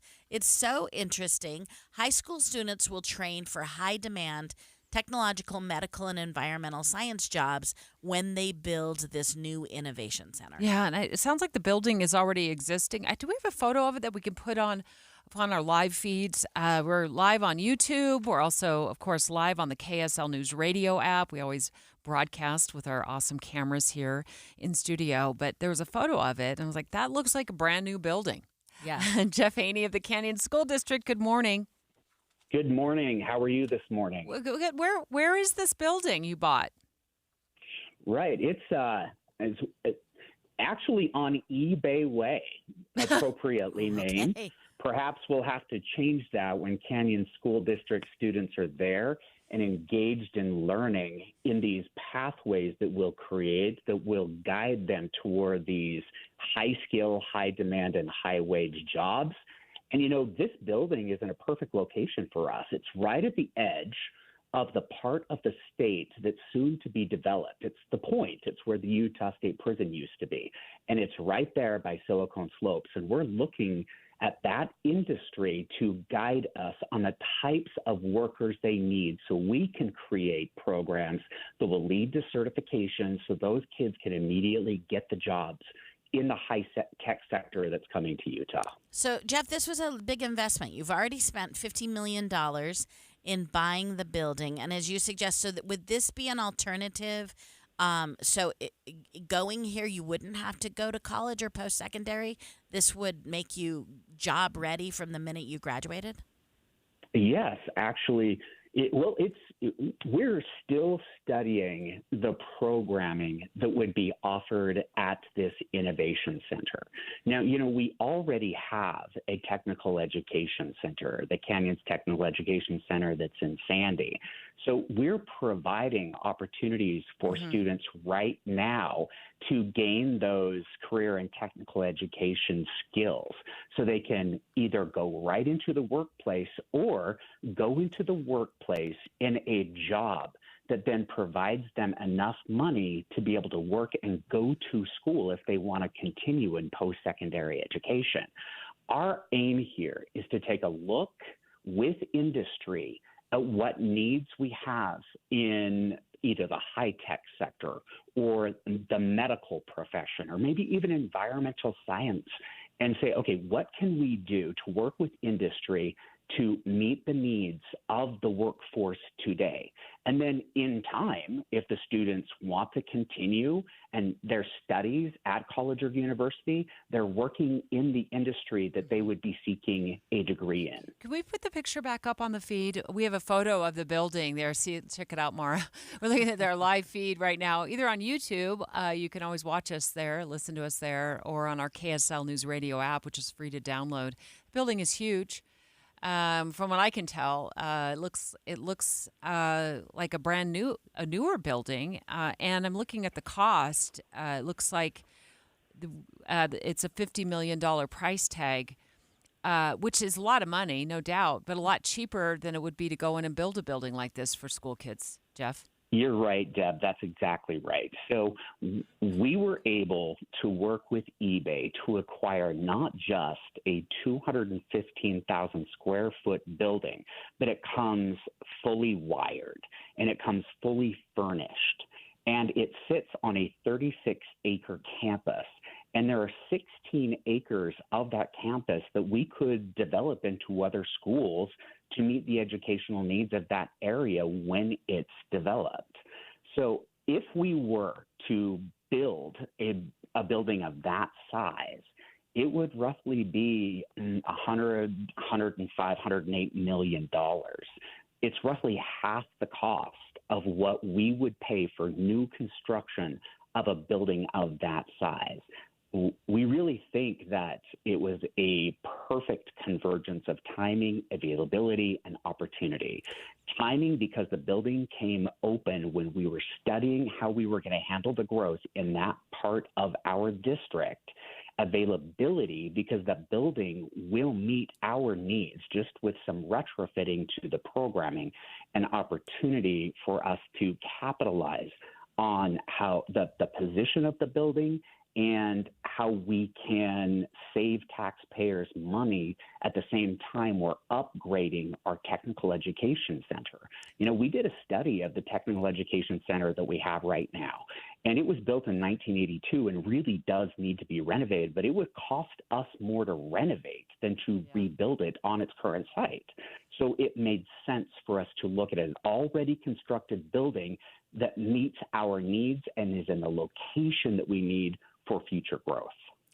Jeff Haney from the Canyon School District walking us through their recent investment. They've purchased a 250,000 square foot building that eBay used to occupy. Jeff, thanks for joining us today. Yeah, appreciate it, Jeff. That is an awesome looking building. It's a lot better than the portable units they brought into I was thinking the same thing. my middle school. This is an extreme upgrade from my high school. So Canyon School District kids, you know, get ready. Yeah, for sure. And looking at, possibilities of getting educated in areas that we're going to need a lot more of in the future. Straight ahead, what do you do if your house has been on the fishing line? It's out there on the market, right? And no one's taking the bait. Mara and I are going to break that down, what your options are and what the Stern team recommends in about 4 minutes. Dave and Dujanovic. A lot of us are filling our workdays with podcasts. When you're working, go to kslnewsradio.com. Click on Dave and Debbie's podcast and pick a topic and story length. Podcast with Dave and Debbie. Then get to work with KSL News Radio.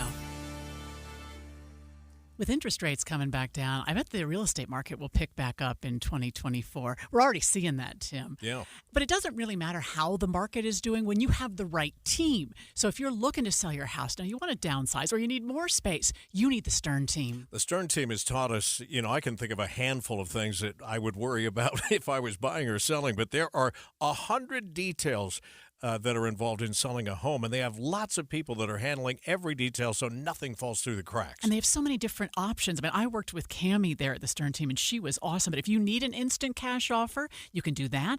If you need to buy before you sell, you can do that. They have flexible fees. They also have people that they represent that are looking to buy a home, so maybe they can make that perfect connection within the Stern team. So don't put off selling your house or buying a house because you think the market isn't just right. The market is right with the Stern team. Go online to sternteam.com or just Google the Stern team. Look, if you're suffering from a little confusion over what just took place in the real estate market with some changes that have been made with compensation, no worries, because we have Russell Fawcett, owner of the Stern team, in-house with me right now talking about these changes. What's the Stern team suggesting or recommending to buyers and sellers, Russell? Yeah, so for buyers, our biggest thing right now that has to do with the changes is understanding that our contracts are day-to-day, meaning we have a cancellation guarantee that you can cancel for any reason. So there's really, as you're going out touring homes and things like that, know that you have that safety net of like, hey, I can get out of this. Because I think people are worried of like, oh, I'm committing long-term just to go look at a house. So don't let that be a barrier to getting you into the market. And then on the sell side, so the biggest thing for us is this caused us to really look at what are we doing for our consumers. And before, where we had kind of this one-size-fit-all package, now we've broken that up and we have a menu of services. So your home may need staging, repairs, cleaning. We have a package for that. But your home may already be beautiful, ready to go to market, and all we need to do is bring in the photographer and implement our marketing. So we've really stretched that to have multiple packages depending on the needs of the seller. Are you finding that some folks, in light of this new rule that took effect with compensation on August 17th, are kind of confused about any of this? Yeah, a little bit. I mean, there's questions on, okay, how do I actually compensate you, right? And so the reality is, in Utah, this all took place because across the nation, we didn't have buyer agency in 39 of the states. We already had it here. So honestly, like, there's really not a drastic change in the state of Utah to agency and having buyer and seller representation. And if they have any questions, they can always reach out to the Stern team. Absolutely. Russell Fawcett, thank you so much. Learn your home's true value in 30 seconds. All you have to do is visit sternteam.com to find out more. Russell Fawcett with the Stern team. Getting help with plumbing repairs is easier than you think. All you have to do is call Any Hour Services or schedule an appointment at anyhourservices.com. No one helps more homeowners than Any Hour Services. This is the story of the one. As a warehouse manager, her job is to transform chaos into clarity and to see patterns where others see problems. Luckily, she's got a partner who shares her perspective. Grainger offers over 1 million industrial-grade products, backed by real person support and in-depth online resources, so she can tackle every task with precision and turn potential setbacks into streamlined success. Call, click Grainger.com, or just stop by. Grainger, for the ones who get it done. This is the story of the one. As a warehouse manager, her job is to transform chaos into clarity and to see patterns where others see problems. Luckily, she's got a partner who shares her perspective. Grainger offers over 1 million industrial-grade products, backed by real-person support and in-depth online resources, so she can tackle every task with precision and turn potential setbacks into streamlined success. Call clickgrainger.com or just stop by. Grainger, for the ones who get it done. With the 3 things you need to know this hour, I'm Dan Bomas. First, as soon as kids get back to school, viruses start to spread. Second, supporters of Vice President Harris include the senator she didn't pick for her running mate. And third, kids and young adults are most often the victims of auto-pedestrian crashes in Utah. Right now, 86 degrees and sunny in Salt Lake City. And back to Dave and Dujanovic on KSL News Radio. Dave and Dujanovic. Love our friends at the Stern team. Russell Fawcett, owner of the Stern team, sticking around to talk to Mara Carabello and myself about what to do if you find your home is marinating on the market. I've noticed that, Mara, in my... Did I call you Mara? I didn't notice. Mara? I don't mind Mara. Maybe I'll switch. Marinating. Sorry. I've noticed in my own neighborhood out in South Jordan that homes, the signs are sticking around a little bit longer than they have been in the past. That's what I noticed as well. On your drive home, you're thinking, oh, how long has this been on? You know, it's been there for a while. Why is this one selling? Why is it not? And then you start wondering if it's really a good hot time still. So Russell Fawcett, owner of the Stern team, thanks so much for kind of humoring me on this one. This is a question that I tossed out to you guys because I think a lot of people like Mara and myself are noticing this. So what if you're that homeowner, put their home on the market and the fish aren't biting? Yeah, so understand first that it is a slower market. So go back a couple of years, we were under 2 weeks. I mean, you would put the sign in the yard and it would be sold. Our average days on market this year is at 51 days. And so it is taking longer for homes to sell. And when you're looking at it, there's really 3 things that go into selling a home. The first one is condition. The second one is your marketing. And the last one is price. And so if your home is sitting, we have to evaluate those 3 things and say, what's going on? Is it, are your photos good? You have to sell it online first. And so that's the first thing that we want to look at is what is the presentation in the marketing that we're giving to the public? And if that it's an accurate, portrayal of the home, then it comes down to price and condition. Let's talk about price for a second. So we've heard for years Utah's such a hot market. Are we getting our eyes bigger than our stomachs? Do we think our houses are worth more than they are? The market is definitely shifting. Again, days on market is showing it's taking longer to sell. Every year, even this year, we've even seen a price year-over-year increase in price. And so we are kind of at that top of affordability. And so buyers now, the buyers that are actually in the market, they are wanting the best priced home in the best condition. And everyone else is sitting. There's just not enough buyers for all of the homes for the price. I always felt as a seller that lowering my price was like slapping a wart on the front of my house and saying, there's a problem with this. I started too high, and now maybe, I'm going to lower it $20,000. What's your take on that, Russell? Yeah, understand the way most people consume the real estate data or the real estate prices are through what's called hot sheets. So they get automatic notifications when a home in their price range hits the market.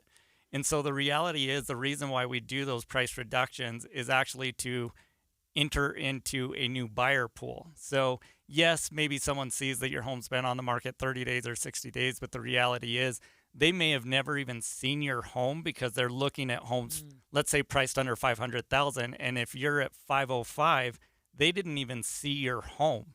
And so as soon as that enters, we've seen homes that are overpriced.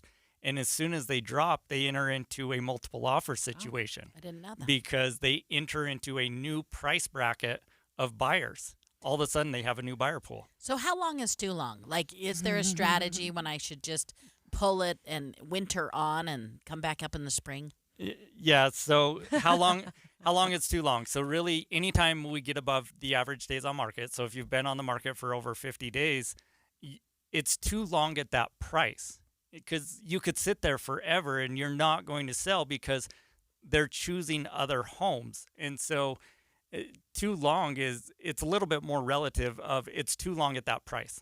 We need to enter into a new buyer pool, or honestly, we need to make the decision of now may not be the time to sell. Russell Fawcett with the Stern team live in studio walking us through answers to what you do if your home's been baking on the market for too long. And I know we're entering into a season, like Mara alluded to, that it's just not as popular of a time to get out and start looking at homes. Usually that's like spring and summer before school starts, and here we are in the midst of school starting this week.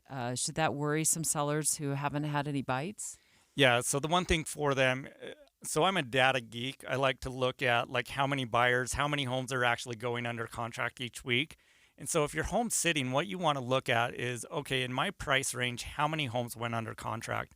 And was I priced above those? And then if we find out, okay, in this area, 2 homes every single month are selling in this price range, then we look at the availability of other homes. And it's like, okay, there's 10 other homes on the market that are priced below us and only 2 are selling. Do we want to go ahead and be one of the next 2? And if so, we need to price to get into that price range, or you need to change something about your home, make improvements so that you can warrant the higher price. So I know this is an it depends question, but like as a general rule, most of us have to sell our current house before we can buy the next house, right? And so there's that stress between. So what's the strategy? Do I put my house up first and try and sell it in today's market? Let's say I'm staying in Utah. Is it easier to buy or sell? So we actually do like to do it simultaneous.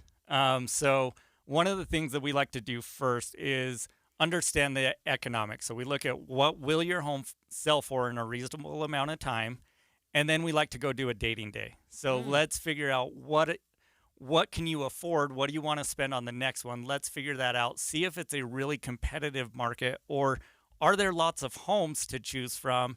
And if so, okay, we can just go on the market, sell the home, and then find one. If we find this is going to be a little bit of a juggling, we want to know, okay, what it is, get the home ready to sell, start shopping, and really time it to where we're going on the market and going under contract about at the same time. I've done this a couple of times. I've never been a synchronized swimmer in my life. I've never competed in the Olympics for good reason, but it feels a lot like getting the routine perfectly, where it's a 10, where you sell.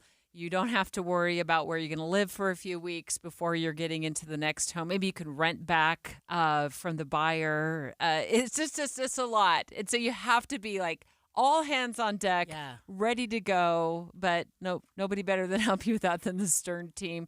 Anything that buyers, actually, let's focus on buyers just for the last minute or so.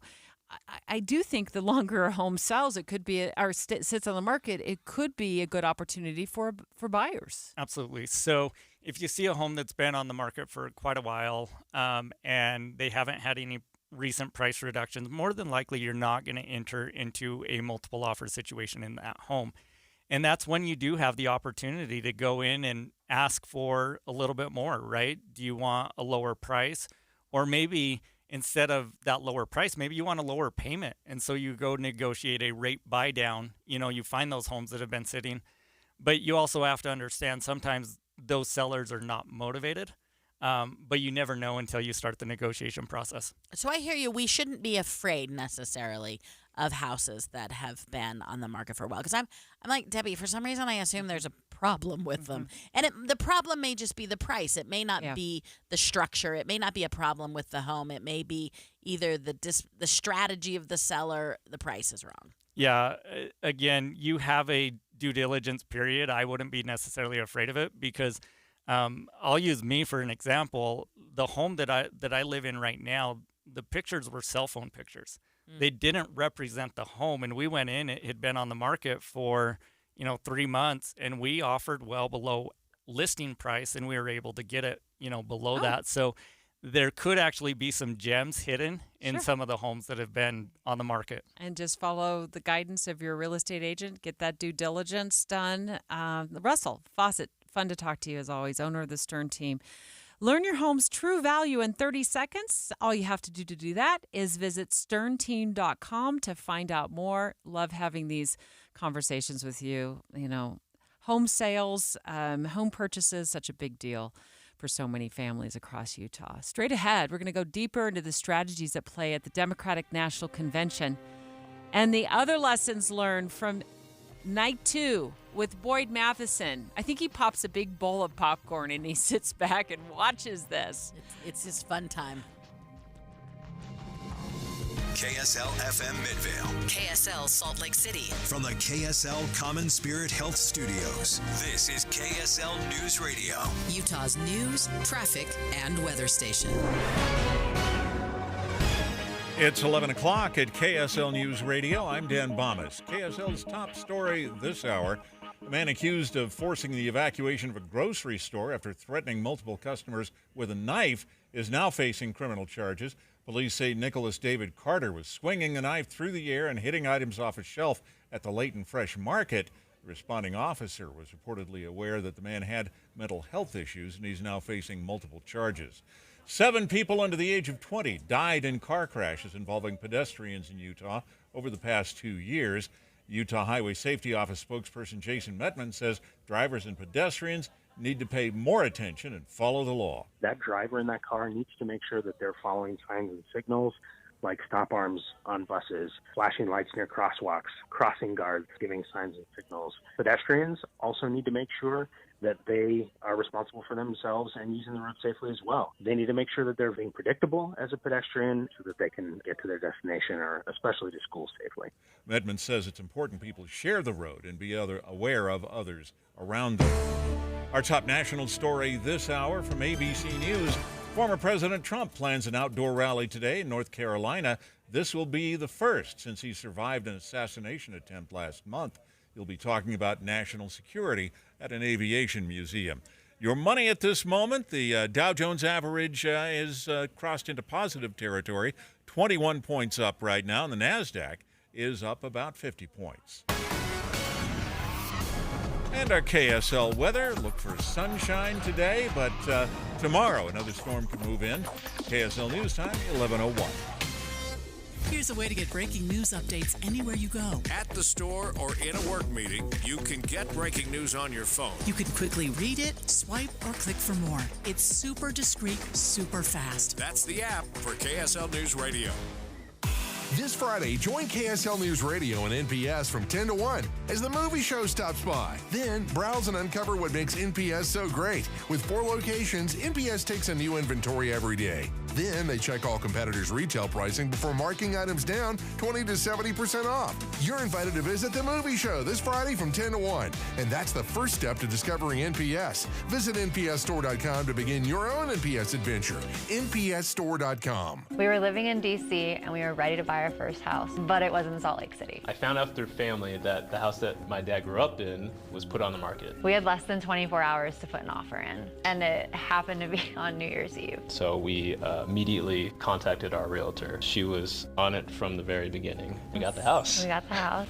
Being 2,000 miles away, our realtor really helped us. And there's no way we would have gotten the house if we didn't have our realtor. Discover how a realtor can make a real difference at myrealtorstory.com. Don't let spring allergies make you miserable. Try the quick, drug-free solution trusted by over 4 million people. Navage. Only Navage uses suction to flush out your sinuses using refreshing saline, helping you breathe easier, sleep better, and feel healthier. And here's even better news. Navage is now available at your local Sam's Club in a great new value pack. It's everything you need to start breathing better fast. Check out Navage at your local Sam's Club today. Navage. N-A-V-A-G-E. Breathe easy. This is the story of the one. As a maintenance engineer, he hears things differently. To the untrained ear, everything on his shop floor might sound fine, but he can hear gears grinding or a belt slipping. So he steps in to fix the problem at hand before it gets out of hand. And he knows Grainger's got the right product he needs to get the job done, which is music to his ears. Call, click Grainger.com, or just stop by. Grainger, for the ones who get it done. Boyd Matheson. Listening to Inside Sources is a little different from just reading the headlines because we're always going to get you into that think again moment. We have experts from around the country, across the world, and right here local to home that'll help us dive in and get past just the hype, the fluff, the fake fights, and the false choice so we can get into the news to help you connect the dots and make the news make sense. Join Inside Sources with Boyd Matheson, 1 to 3 on KSL News Radio. Traffic and weather together, brought to you by Sinclair's DinoPay app. Save up to 20 cents per gallon. And here's Ricky Meese. A little bit of trouble in traffic coming from Davis County into Salt Lake County on I-15, but those vehicles near Beck Street are out of traffic on the shoulder. And the final cleanup of a vehicle fire in the Draper Bluffdale area. It's on the exit ramp from northbound I-15 at 146 South on the left. And again, you can get by without too much difficulty. Get triple reward points on your Rewards Visa card from Cyprus Credit Union when you spend on gas and travel from now through August. Learn more or apply today at cypruscu.com. Ricky Meese in the KSL Traffic Center. It's another hot and dry day on the Wasatch Front. There's a chance of thunderstorms again tomorrow and Friday. Right now, 88 degrees with sunshine. I'm Dan Bomas from the KSL Common Spirit Health Studios. Listen online at kslnewsradio.com. We're Utah's news, traffic, and weather station. Dave and Dujanovic, your morning companions for talk, analysis, and key perspectives on Utah's biggest stories. On KSL News Radio, Dave and Dujanovic have inside sources. When I was passing Boyd Matheson in the hall yesterday after the show, let me just start with by leading with yesterday's news. He did stop me. We talked for a second, and he confessed, Mara, that he sat back and watched the entire first night of the Democratic National Convention. I'm so impressed. Wow. I was so impressed. Yeah, start to finish deserves a ribbon. Boyd, what about night 2? 2 for 2. Oh, you are. Nice. Mara and I think we're both on the same page on this. I thought Michelle Obama really knocked it out of the park. She understands that most of us will never be afforded the grace of failing forward. Speaking of Kamala Harris, benefit from the affirmative action of generational wealth. We bankrupt a business. Your thoughts? So I think clearly it was Michelle Obama's night for sure. I mean, she literally ripped the roof off of the United Center. Yeah, she did. That was a speech. And her husband wasn't bad either. They're incredibly gifted in that space. And they showed something really important in terms of rhetoric. And rhetoric is this art of getting people to believe about what they think they ought to believe. Mm-hmm. And it's kind of that hope component that they're so good at.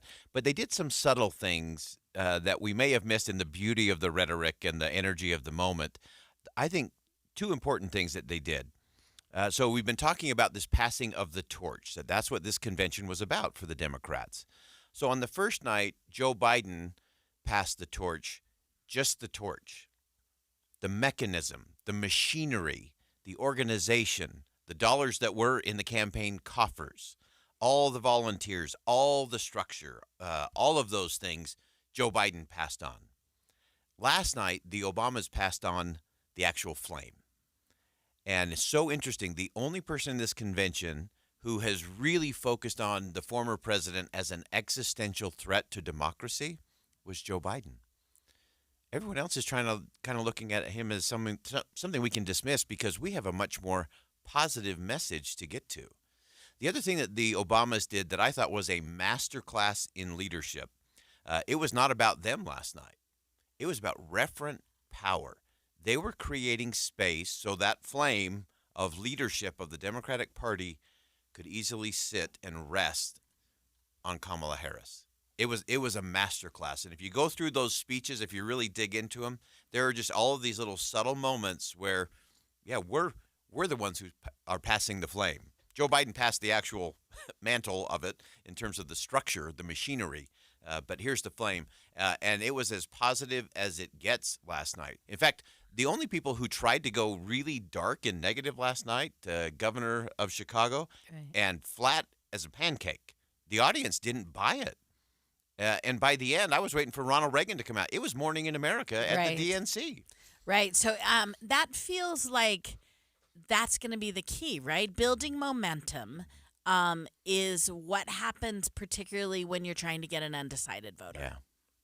Yeah, exactly. And that whole key, and Barack Obama spoke very specific to that. In fact, this was another very subtle, nuanced piece.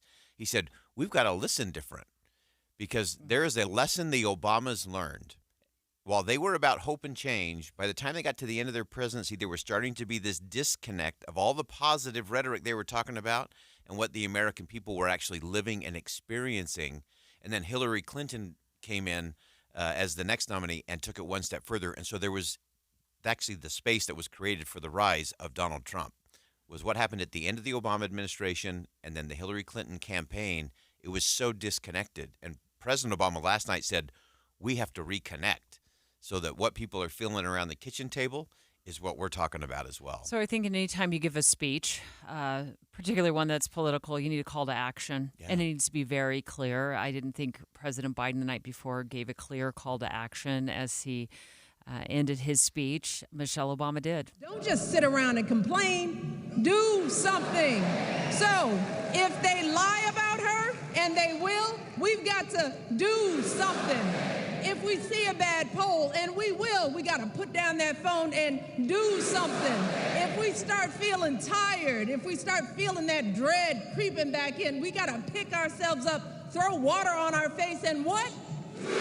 Saying, do not sit around, wait for the phone to ring, get out and do something. They've got a both campaigns have a very tight runway before Election Day, particularly the Kamala Harris camp. I mean, she's newly appointed as the party's nominee.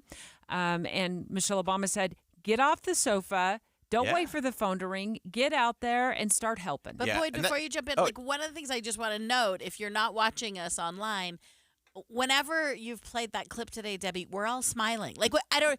We're in church. We're in church, Mara. We're rocking along. Whoever you're going to vote for, she's just hard not to respond to. Yeah, she took them to church last night. She totally. Everyone was rocking along. And I thought didn't that matter too. Who. Everybody's going to church. And so, to me, the best part of that particular section of her speech was the very next thing she said. They're like, don't be offended if nobody calls. No one's calling. Right. Nobody's calling. This is your call right now. Go do something. And then Barack Obama did something similar, a little more subtle, in saying, look, this is the easy part. The convention is the easy part. We have now 76 days as of today to get this thing actually done. Okay, so night 2 has some energy. While we have you, I want you to preview tonight, which includes, for many of us, an introduction to the newly appointed vice president on the ticket, or the Tim Walz. Yeah. Most of us don't have much exposure to him. What's a win for him tonight, or what are you listening for? So what I'm listening for is to see if he goes in that Midwestern, aw shucks, I'm a football coach charm, which he's really, really good at, or if he stays in the attack dog mode and really goes after the former president and J.D. Vance. And he may try to mix that up and do a little bit of both of those. But I think that's the real challenge. I think if he stays football coach, that's the win tonight. And we're hearing this, right? We're hearing his wife's going to be on video. Yeah. We're hearing and that she's awesome too, by the way. She's unbelievable. Yeah. We're hearing that he's really going to emphasize. Now, whether that happens, right? They tickle it out, but we'll see. So that's what anyone else you're watching for so tonight? Then he's got a tall order too, because he's going to follow Pete Buttigieg, who there are still a lot inside the DNC who wish he was at the top of the ticket, or at least the number 2 in the ticket. And he's great on stage. He's awesome. And then Bill Clinton. And where does Bill Clinton go? He's been known to do some long stem winders. Yes. And does that create energy, or is that more backward facing? I think if Bill Clinton gets up and does kind of a walk down memory lane, that's not helpful, and that will be. I was going to say, please no. Yeah, we're all. If you are going to say a prayer today, please pray for that. So we're halfway through, but I'm wanting you to predict. So far, if it keeps going, do the Democrats get any tails off of this? Do they get a bounce out of? I think they will get a bounce, and the reason I think they'll get a bounce is, for the most part, they've had people on message. You've had like the Jamie Raskins from New York who went really dark, and again fell flat with the convention. So if they stay positive through the end, I think they will get a bounce because it will allow those independent voters, those undecideds, to say, you know what, I at least like that message. It is, and whether you make fun of the joy word or not, the Democrats are talking about hope, and they're talking about morning in America. And the other thing that was very stunning last night that not a lot of folks picked up on was how many times they got into faith. Yeah. And the faith of all these people. In fact, I thought one of the great under-the-radar speeches, we're going to hit this today. She's the Senate candidate from Maryland, also Brooke. She rocked it. But she went into faith in a very unique way. And it was all faiths. And it really was. I was waiting for Reagan to come out and make the appearance because it was that kind of thing that people want to feel. This is what we want to believe about who we are and what we can do together as a country. And if the Trump campaign continues just in the pejorative party, in how many different ways you can call names and go down dark paths and look backwards, right now the Democrats are serving up a pretty nice alternative. Whether you believe it all or believe all the policies of it all, they're at least giving people a reason. And with independence, that's the most important thing. Create space so they have a reason to take a closer look. Thank you, as always, Boyd Matheson. We all need more Boyd, so we'll join him this afternoon on Inside Sources. Thanks for your insight.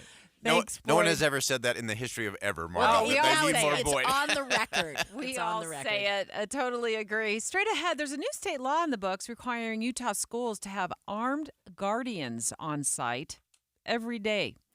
But finding people, that's been a challenge to fill those roles. It's been a challenge. In fact, KSL5 Television's anchor, Deanie Wimmer, joining us next to explain what her research on this new law bears out. Dave and Dujanovic. You know KSL is the only news radio for your car, right? The only news radio for your smart speaker. Come here in the morning. It's the latest news and traffic. In the afternoon, news and updated weather. We have you covered at KSL News Radio. I'm so excited to announce this exciting news from Master Electrical that they have joined Mountain Home Services. Master Electrical Service has been your trusted source for all your electric needs, your EV chargers, your generators, the recessed lighting, your ceiling fans. You need those outlets replaced. Master Electrical has been your go-to, and they'll continue to be your go-to for those electrical needs. Now that they've joined Mountain Home Services, they can help with your HVAC, heating and air, plumbing, and it all comes with that upfront pricing guarantee. There is no hidden fees, 100% satisfaction guarantee. Master Electrical Service has been the name you trust since 1954. They are the company we trust, and so can you. And now that they've joined Mountain Home Services, they can offer you many more services. So look them up today at mountainhomeutah.com. That's mountainhomeutah.com. Or give them a phone call, 801-543-2222. That's 801-543-2222. The Democratic Convention rolls toward the nomination. America's ready for a better story. We are ready for a President Kamala Harris. Get updates all this week. Listen in the morning with Tim and Amanda, and to Jeff Kaplan in the afternoon as you drive home. The Democratic National Convention, all week on KSL News Radio. That precious cool air inside your house shouldn't be seeping out through old drafty windows, but if it does, get stylish new windows and frames at factory direct pricing from Advanced Window Products. This is Jeff Kaplan. Advanced Window Products has been building windows here in Salt Lake City for 38 years. But even if you don't need windows, they can give your interior a fresh new look with blinds, shades, and shutters from Graber. They offer custom crafted window treatments featuring the trendiest designs, premium materials, and quality without compromise. Advanced Windows offers start to finish service with shorter lead times so you get your custom blinds, shades, and shutters sooner. Call them for a free in-home consultation with their designers. It's a no-pressure experience, and if you need new windows, $2,500 off on 10 windows or more, or if you need window treatments, it's Advanced Window Products, 801-850-9100. That's 801-850-9100, or go to advancedwindowsusa.com. We all know what UV rays can do to our skin, but they can also do damage to your car. Keep that from happening with 303 Protectant. 303 Protectant keeps the sun's harmful rays from causing fading and cracking in rubber, plastic, or vinyl surfaces. From the dashboard to the tires, 303 Protectant keeps your car looking new longer. Get 303 Protectant today at AutoZone. Visit 303radio.com for more information.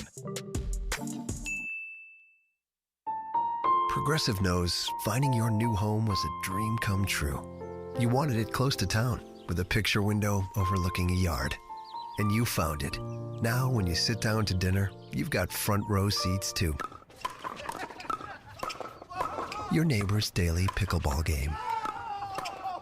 Progressive can't save you from your noisy neighbors, but we can save you money when you bundle your home and auto with us. Get a quote at Progressive.com. Progressive Casualty Insurance Company affiliates and other insurers not available in all states. Looking for a beautiful and functional upgrade to your home? 3 Day Blinds has you covered. At 3 Day Blinds, our free in-home design consultation makes it easy. A 3 Day Blinds design expert will help you find the window treatment solution that works best for your home's needs and style. We bring the showroom to you with loads of samples, giving you an idea of how different fabrics look in your home. Your designer also provides expert measurements and helps coordinate installation. Book your free in-home consultation by visiting 3dayblinds.com. Take control of your window treatments with Motorized by 3 Day Blinds. Whether you're at home or on vacation, you can operate your window treatments with the touch of a button using the 3 Day Blinds app. 3 Day Blinds has specialized in window treatments for more than 40 years, and it's the name people trust. At 3 Day Blinds, we have stylish and functional window treatments for any occasion. For your free custom same-day quote, schedule your free in-home design consultation now at 3dayblinds.com. That's 3dayblinds.com.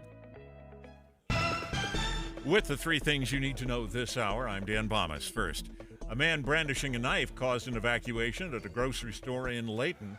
Second, former President Trump plans to speak to an outdoor campaign rally today in North Carolina.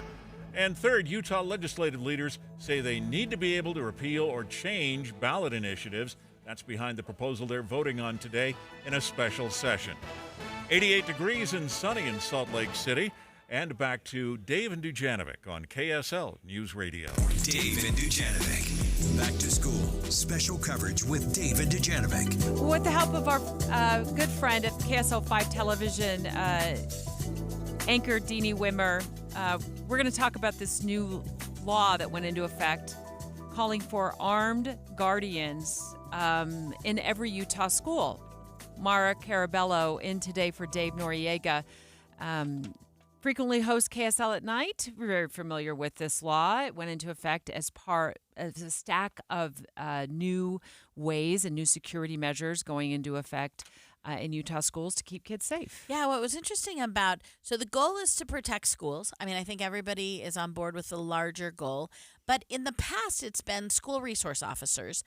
Definitionally, those are sworn law enforcement, usually police officers. This expanded it a little bit and said that every school needs these armed guardians, and it could be other people. It could be a citizen in the community. It could be a parent or a teacher, although, to be clear, it can't be a teacher. It can't be anyone who has another job at the school. You can't do 2 things at the school. But I think while well-intended, I know I do some work with the Utah Sheriff's Association, and part of the bill put them somewhat responsible for shepherding this, and they had a lot of concerns about the level of training and who would do this. And I think that is particularly where Deanie Wimmer has been able to deep dive on. Like, we went from the philosophy of the bill, now we're trying to practice it, and I'm so interested to see what she's found out. So we're lucky to have Deanie Wimmer, KSL 5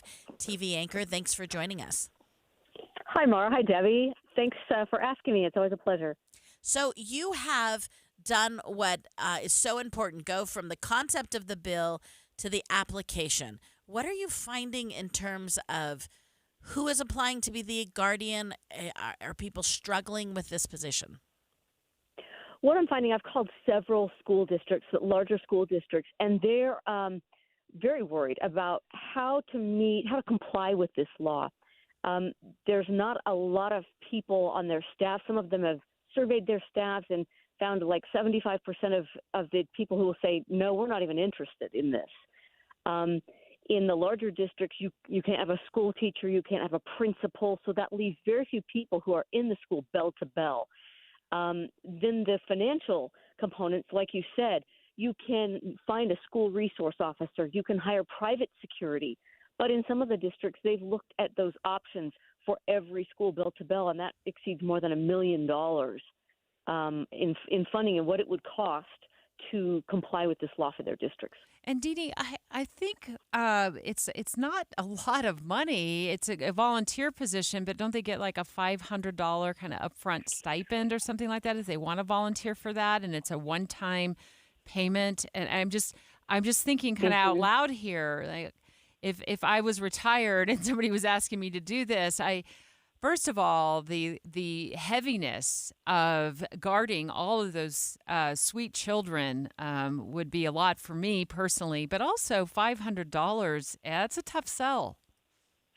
It's a tough sell, and here's the thing. I think the volunteer component is meant to as much say you can't force somebody to do this, or you can't assign it as their job duties.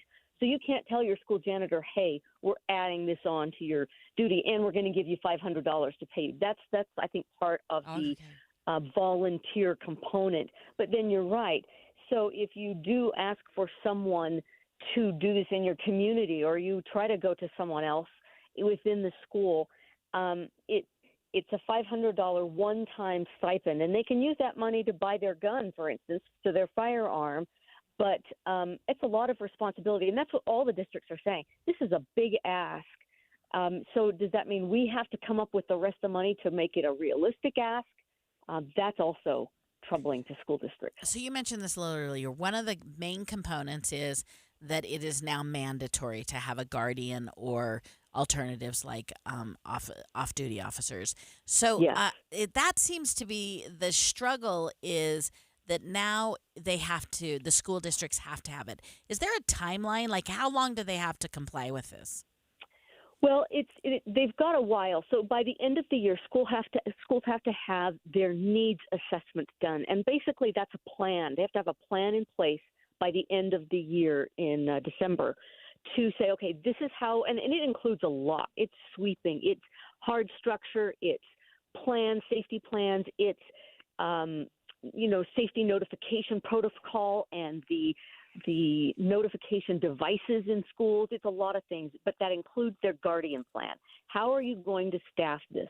They have to all be in place by the following school year. So they have a while to do this, but if you read the bill and see all that is included in this, it's a lot for school districts, and enough so that they all now have their own safety officers who report to those Salt Lake County Sheriff safety officers that you were talking about. It's a whole infrastructure of safety administration, basically. And KSL 5 Television's Deanie Wimmer live on the line. She's done some excellent research into this new legislation that took effect that requires school districts to have armed guardians in every Utah school. She just went over the timeline. They've got a little wiggle room there. The story lives on KSLTV.com. It aired on television. It was earlier this week, right, Deanie? Yes, earlier this weekend. Yeah. It doesn't sound like the school districts are getting long lists of volunteers running to the front office to put their name on the list to be a school guardian then. In fact, we only found one school district that had a sizable number of their guardians in place. One.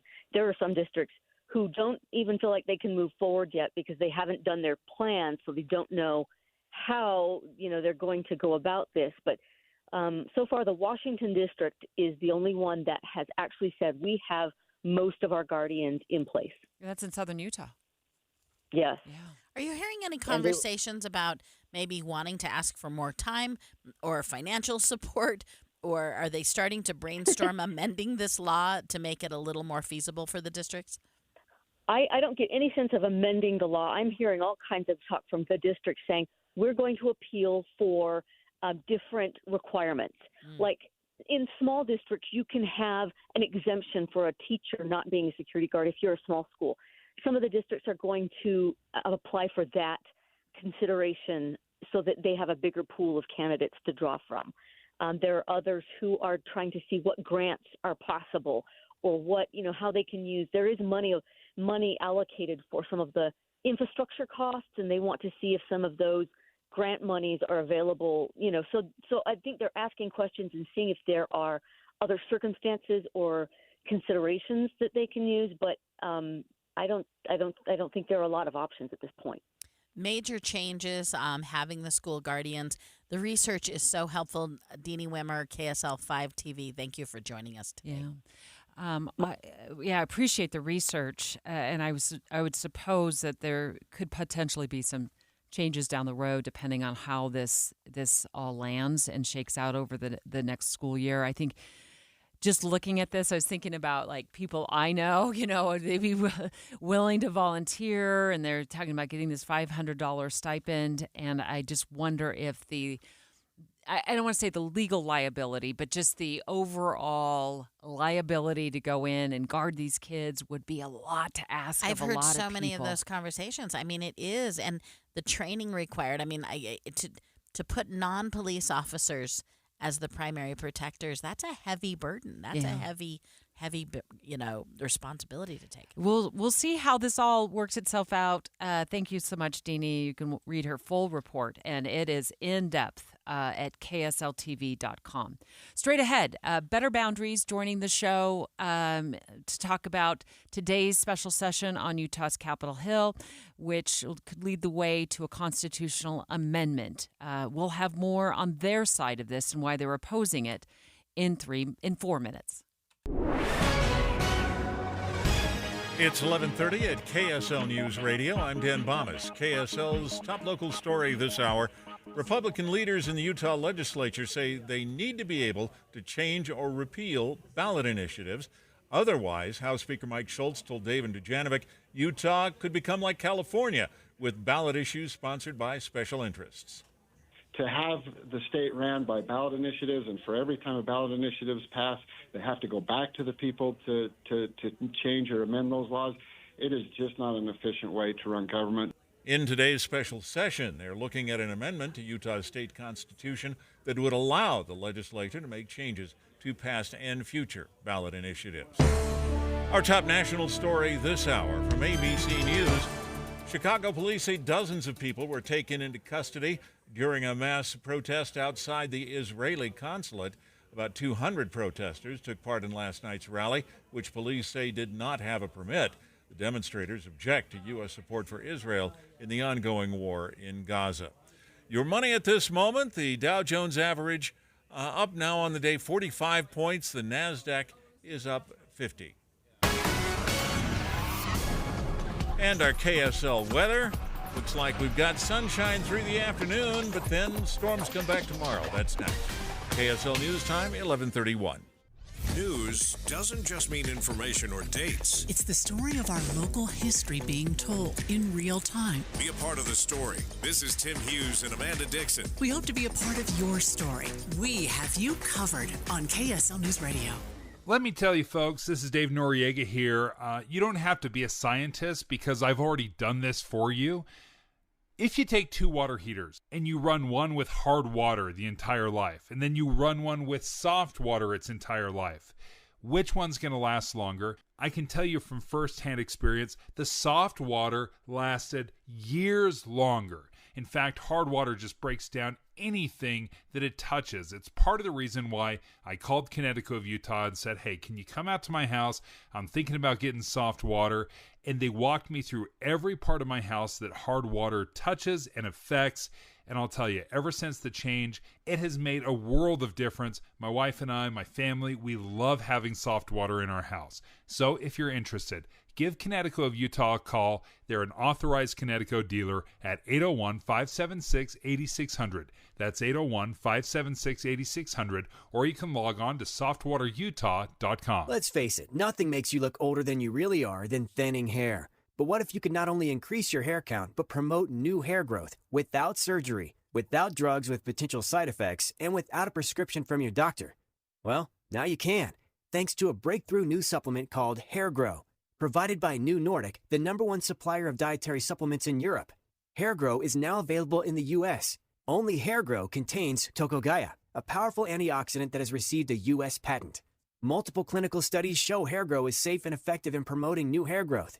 In one study, 95% of the patients using Hair Grow saw increased hair count. Don't lose more time and more hair. Try Hair Grow today to feel and look your best.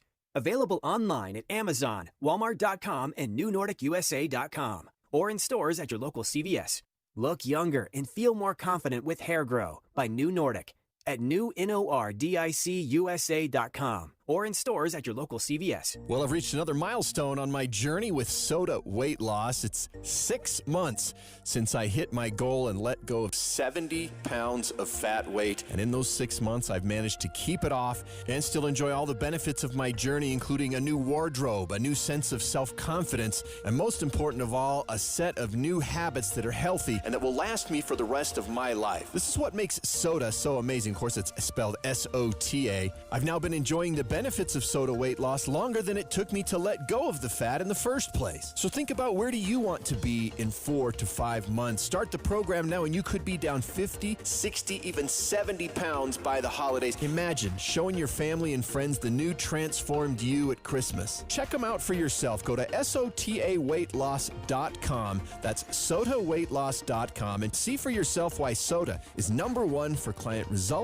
and client satisfaction. SOTA stands for, say it with me, State of the Art.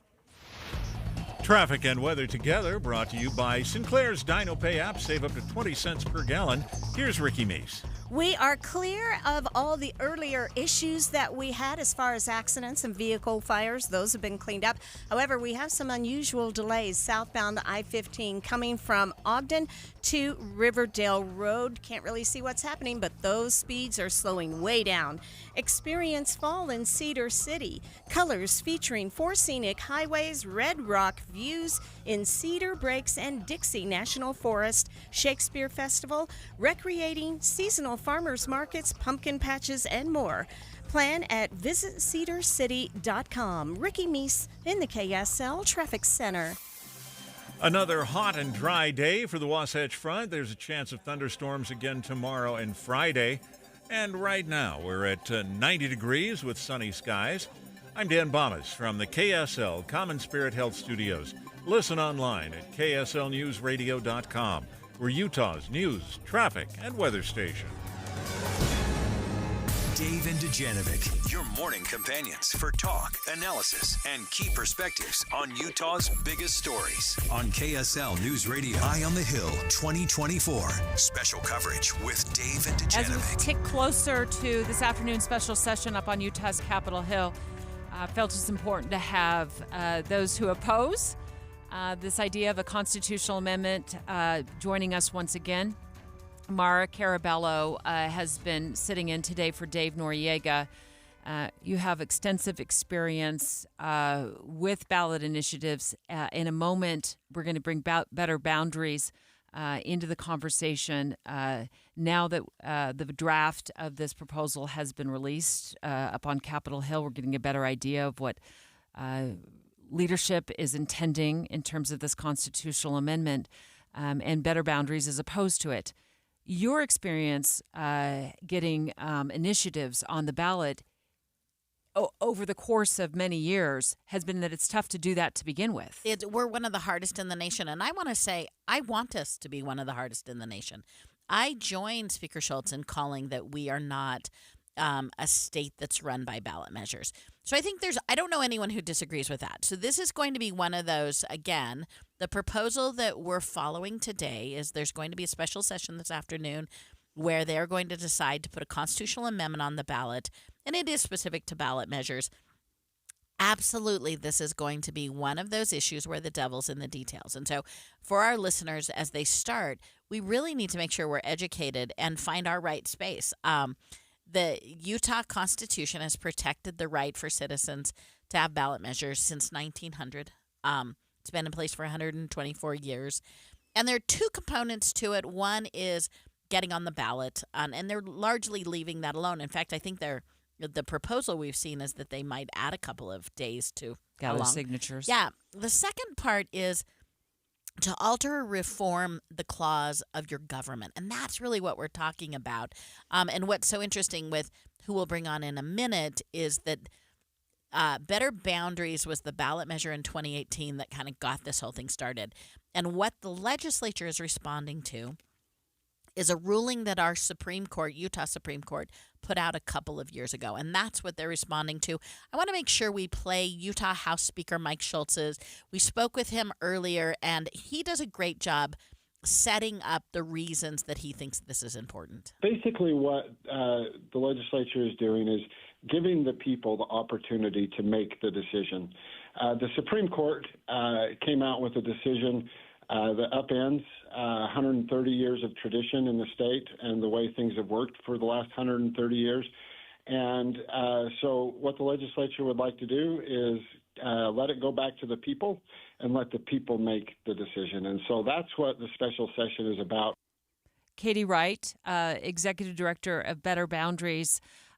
Speaker Schultz and others on Utah's Capitol Hill are concerned, and they've listed a number of reasons of why they're concerned, that they won't have enough say in how initiatives get put into effect if they are passed by the voter.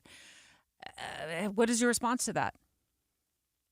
I think that the supermajority of the legislature is using a power they took from the governor to override a unanimous decision by the judiciary.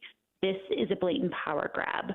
The right to ballot initiative is in the Utah Constitution, and as the amendment language makes very clear, this will take away that power from Utahns and give it to the legislature. They can completely repeal citizen ballot initiatives. They can essentially take that entire effort, the vote of the people, and throw it in the trash can. I encourage legislators to vote no, and I think Utahns will vote no if it does make it to the ballot. So, Katie, as I suspect we both think that it'll likely get placed on the ballot, the ruling by the Supreme Court was 84 pages. It was the most in-depth ruling that I had seen about ballot measures. We often haven't. One thing that the listeners should know, election law is often written really broadly. It's just a condition of election law. And so 84 pages where they're going in, as Katie said, unanimous, it gives us some depth there. Let's make an assumption that it's going to be on the ballot. What, in reading the Supreme Court's decision, what really struck you? What will you be defending as we have the conversation and headed towards November? What struck me is that it was very clear that the Constitution gives the right to the people to reform their government through ballot initiative. What also struck me is that it was very prudent.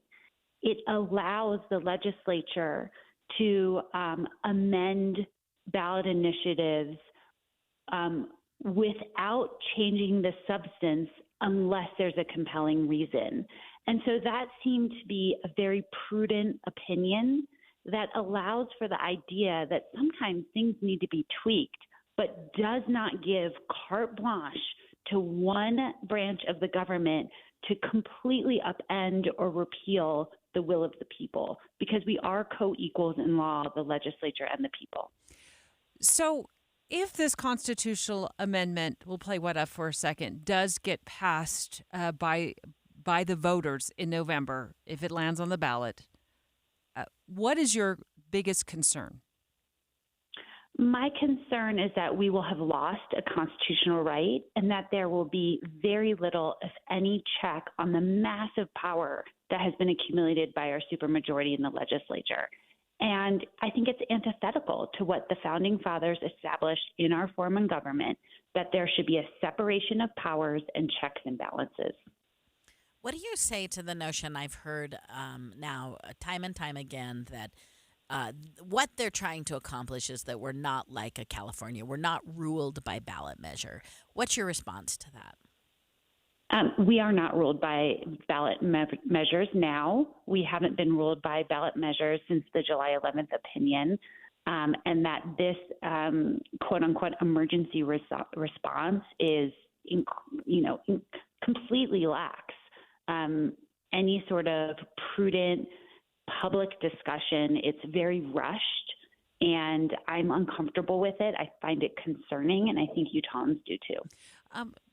But just to take the other side of this for just a moment, I mean, voters do tend to do research. Are you concerned that voters will just be kind of lost in the jargon of a constitutional amendment once it lands on the ballot, and not really understand what they're voting for? I think that because the legislature leadership has given themselves the power to write ballot initiative language and has freed themselves from the requirement that the language is impartial, we are concerned that the ballot language will be misleading and confusing.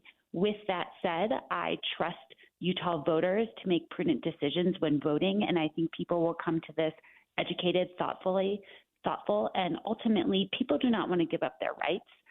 They don't want to give them up to politicians, and I think that Utahns will vote no.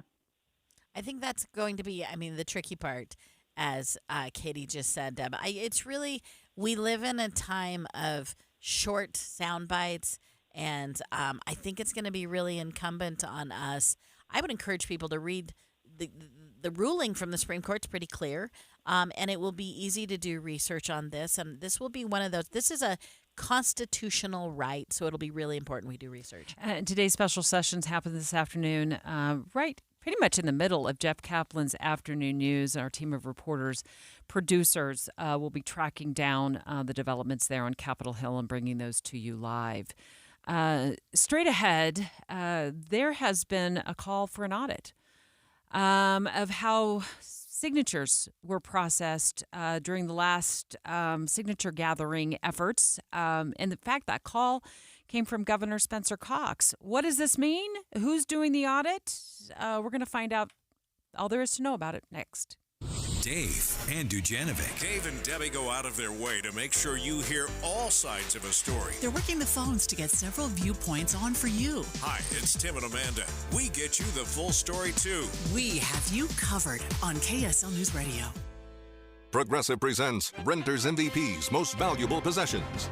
Today's MVP, Tom Kelly's carbon fiber mountain bike. Because more than riding his carbon fiber mountain bike, Tom loves telling people about his carbon fiber mountain bike. Friends, family, even a local barista knows about his carbon fiber mountain bike. And that's why Tom's carbon fiber mountain bike, if you haven't heard about it, is today's MVP. Keep your most valuable possessions protected by bundling your renters and auto insurance with Progressive. Progressive Casualty Insurance Company affiliates and other insurers not available in all states. Why choose a Sleep Number smart bed? Can I make my side softer? Can I make my side firmer? Whenever I want?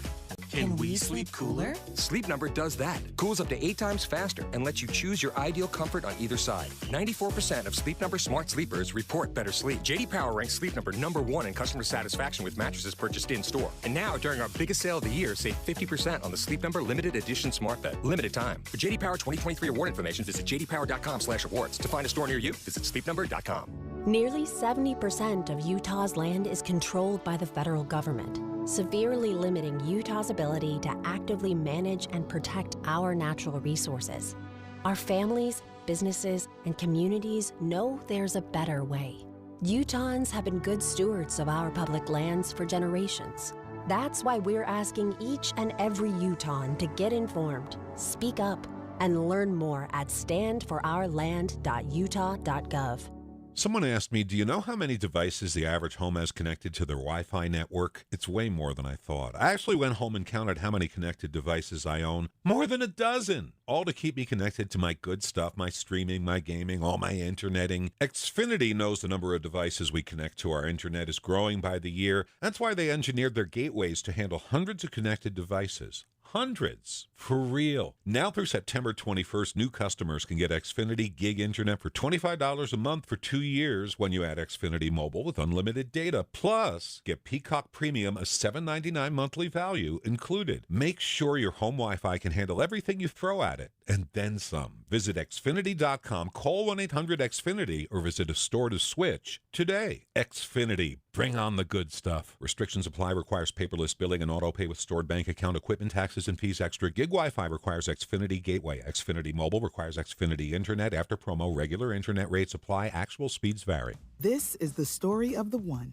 As head of maintenance at a concert hall, he knows the show must always go on. That's why he works behind the scenes, ensuring every light is working, the HVAC is humming, and his facility shines. With Granger's supplies and solutions for every challenge he faces, plus 24/7 customer support, his venue never misses a beat. Call quickgranger.com or just stop by. Granger, for the ones who get it done. As fall approaches, you have a lot to prepare for. Back to school, sporting events, family gatherings, and staying on top of your health. The virus that causes COVID-19 continues to evolve. So this fall, no matter what you're prepping for, you can prioritize your family's health and make a game plan for COVID-19 vaccination. Ask your doctor or pharmacist to learn more. Sponsored by Pfizer. Any Hour Services free furnace sale is going on right now. If you haven't scheduled your free estimate yet, what are you waiting for? Call Any Hour Services today or schedule online at anyhourservices.com. This is Derek Miller speaking on business. 10 years ago, Utahns Jason Murray and Mark Hannock founded PAX, a post-acute healthcare company. In April, PAX launched a successful IPO on the New York Stock Exchange and now has 275 facilities in 14 states. PAX VP of Communication, Brooke Stevenson, tells us more. PAX is revolutionizing the delivery, leadership, and quality of post-acute care nationally.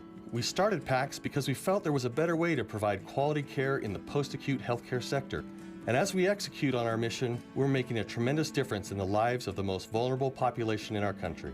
We've taken decades of hands-on experience in post-acute care and translated that into a model that greatly reduces administrative burdens for our leadership teams. We do the heavy lifting on the business side, which gives our local teams more time to focus on the care, well-being, and quality of life of their patients and their employees. PAX elevates the delivery of local health care by providing technological and human resources, tools, and guidance, and empowering facility leaders and their teams to make local decisions based on patient needs. It's a simple philosophy that healthcare is local, and the focus on care is our top priority. Utah's a leader in healthcare services and technology. PAX is a national leader in skilled nursing and post-acute care. The combination of PAX business model and Utah's healthcare talent provides a ready solution to the challenges facing the industry. I'm Derek Miller with the Salt Lake Chamber, speaking on business.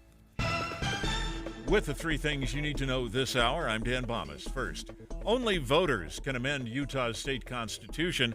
Legislative leaders plan to ask them to support their authority to change or repeal ballot initiatives. Second, demonstrators in Chicago targeted the Israeli consulate last night. And third, there's one part of Utah where home prices have been going down. 90 degrees and sunny in Salt Lake City. Back to Dave and Dujanovic on KSL News Radio. Dave and Dujanovic. Okay, so the headline at KSL.com is Governor Cox is asking for an audit of the signature gathering process. And this comes in light of his former opponent for the governor's office, Phil Lyman, continuing to challenge Governor Cox in a lot of ways. But Governor Cox won the primary. He will be on the November ballot, but yet he's now the one calling for an audit. So we got to sort through this. Move. Yeah, so joining Governor Cox was John Curtis and Derek Brown. All three of those are who called for the audit. The call would be to the Davis County Clerk because that was one of the counties. And it is a little interesting because basically this is Phil Lyman had sort of challenged this. He had run into dead ends at all of his challenges. I think if you look at the Cox statement and again, John Curtis and Derek Miller joining him, they're, I think, calling for it to say, let's not leave any stone unturned, and that they believe that this additional, and we can get corrected on this, but I think this might be the third audit of these ballots, that this additional round will help, clear the air, make voters feel comfortable about the process. In a second, we're going to get with the Davis County Clerk, Brian McKenzie, to walk us through what he knows about this and why. But my understanding of it is this has to do with the signatures that were gathered for Governor Cox to get on the primary ballot. Because remember back to the convention, the Republican convention here in Utah, Lyman got out of the convention. He secures a spot on the primary ballot. Cox secures a spot through signature gathering, which is another path that has been around for quite some time now to get onto the primary ballot. That's exactly right. Yeah, they're questioning the signature gathering route. Brian McKenzie, Davis County Clerk, on the line with us. Hopefully you can help at least me get my brain wrapped around this audit and why your office is involved in this, because signatures didn't just come from Davis County, right?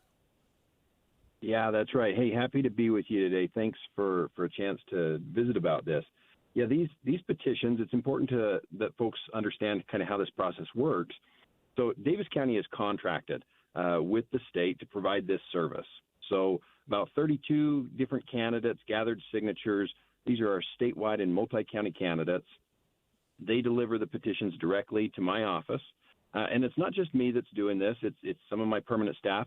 But more importantly, we recognize the vast majority of these signatures are reviewed and verified by our temporary election workers. These are citizens out of Davis County that have been election workers, poll workers in the past that we recruit and bring in. So this is a very citizen-driven process in the review of these signatures. We go through and count them. The Lieutenant Governor's office is not involved in it. The candidate's not involved in it. This is something that we do on our own in our office. And then we report to the Lieutenant Governor when the total number of signatures has been met that's required for the candidate. And you check, make sure I live where I say I'm going, where I live, and that I'm registered to vote, and then you match up my signature with my official signature. Exactly. And in many of these cases, we also have to look at your party affiliation. So we're verifying that you're registered, that the information you provided on the petition matches, that you're qualified to participate in the particular petition. And then, yes, we take a look at the signature and make sure that that signature matches and resembles what we have on file with your voter registration record.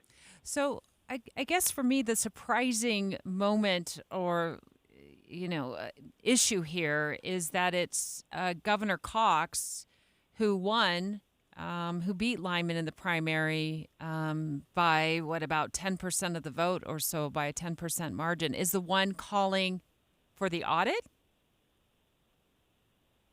Is that's what's happening, Brian? Okay.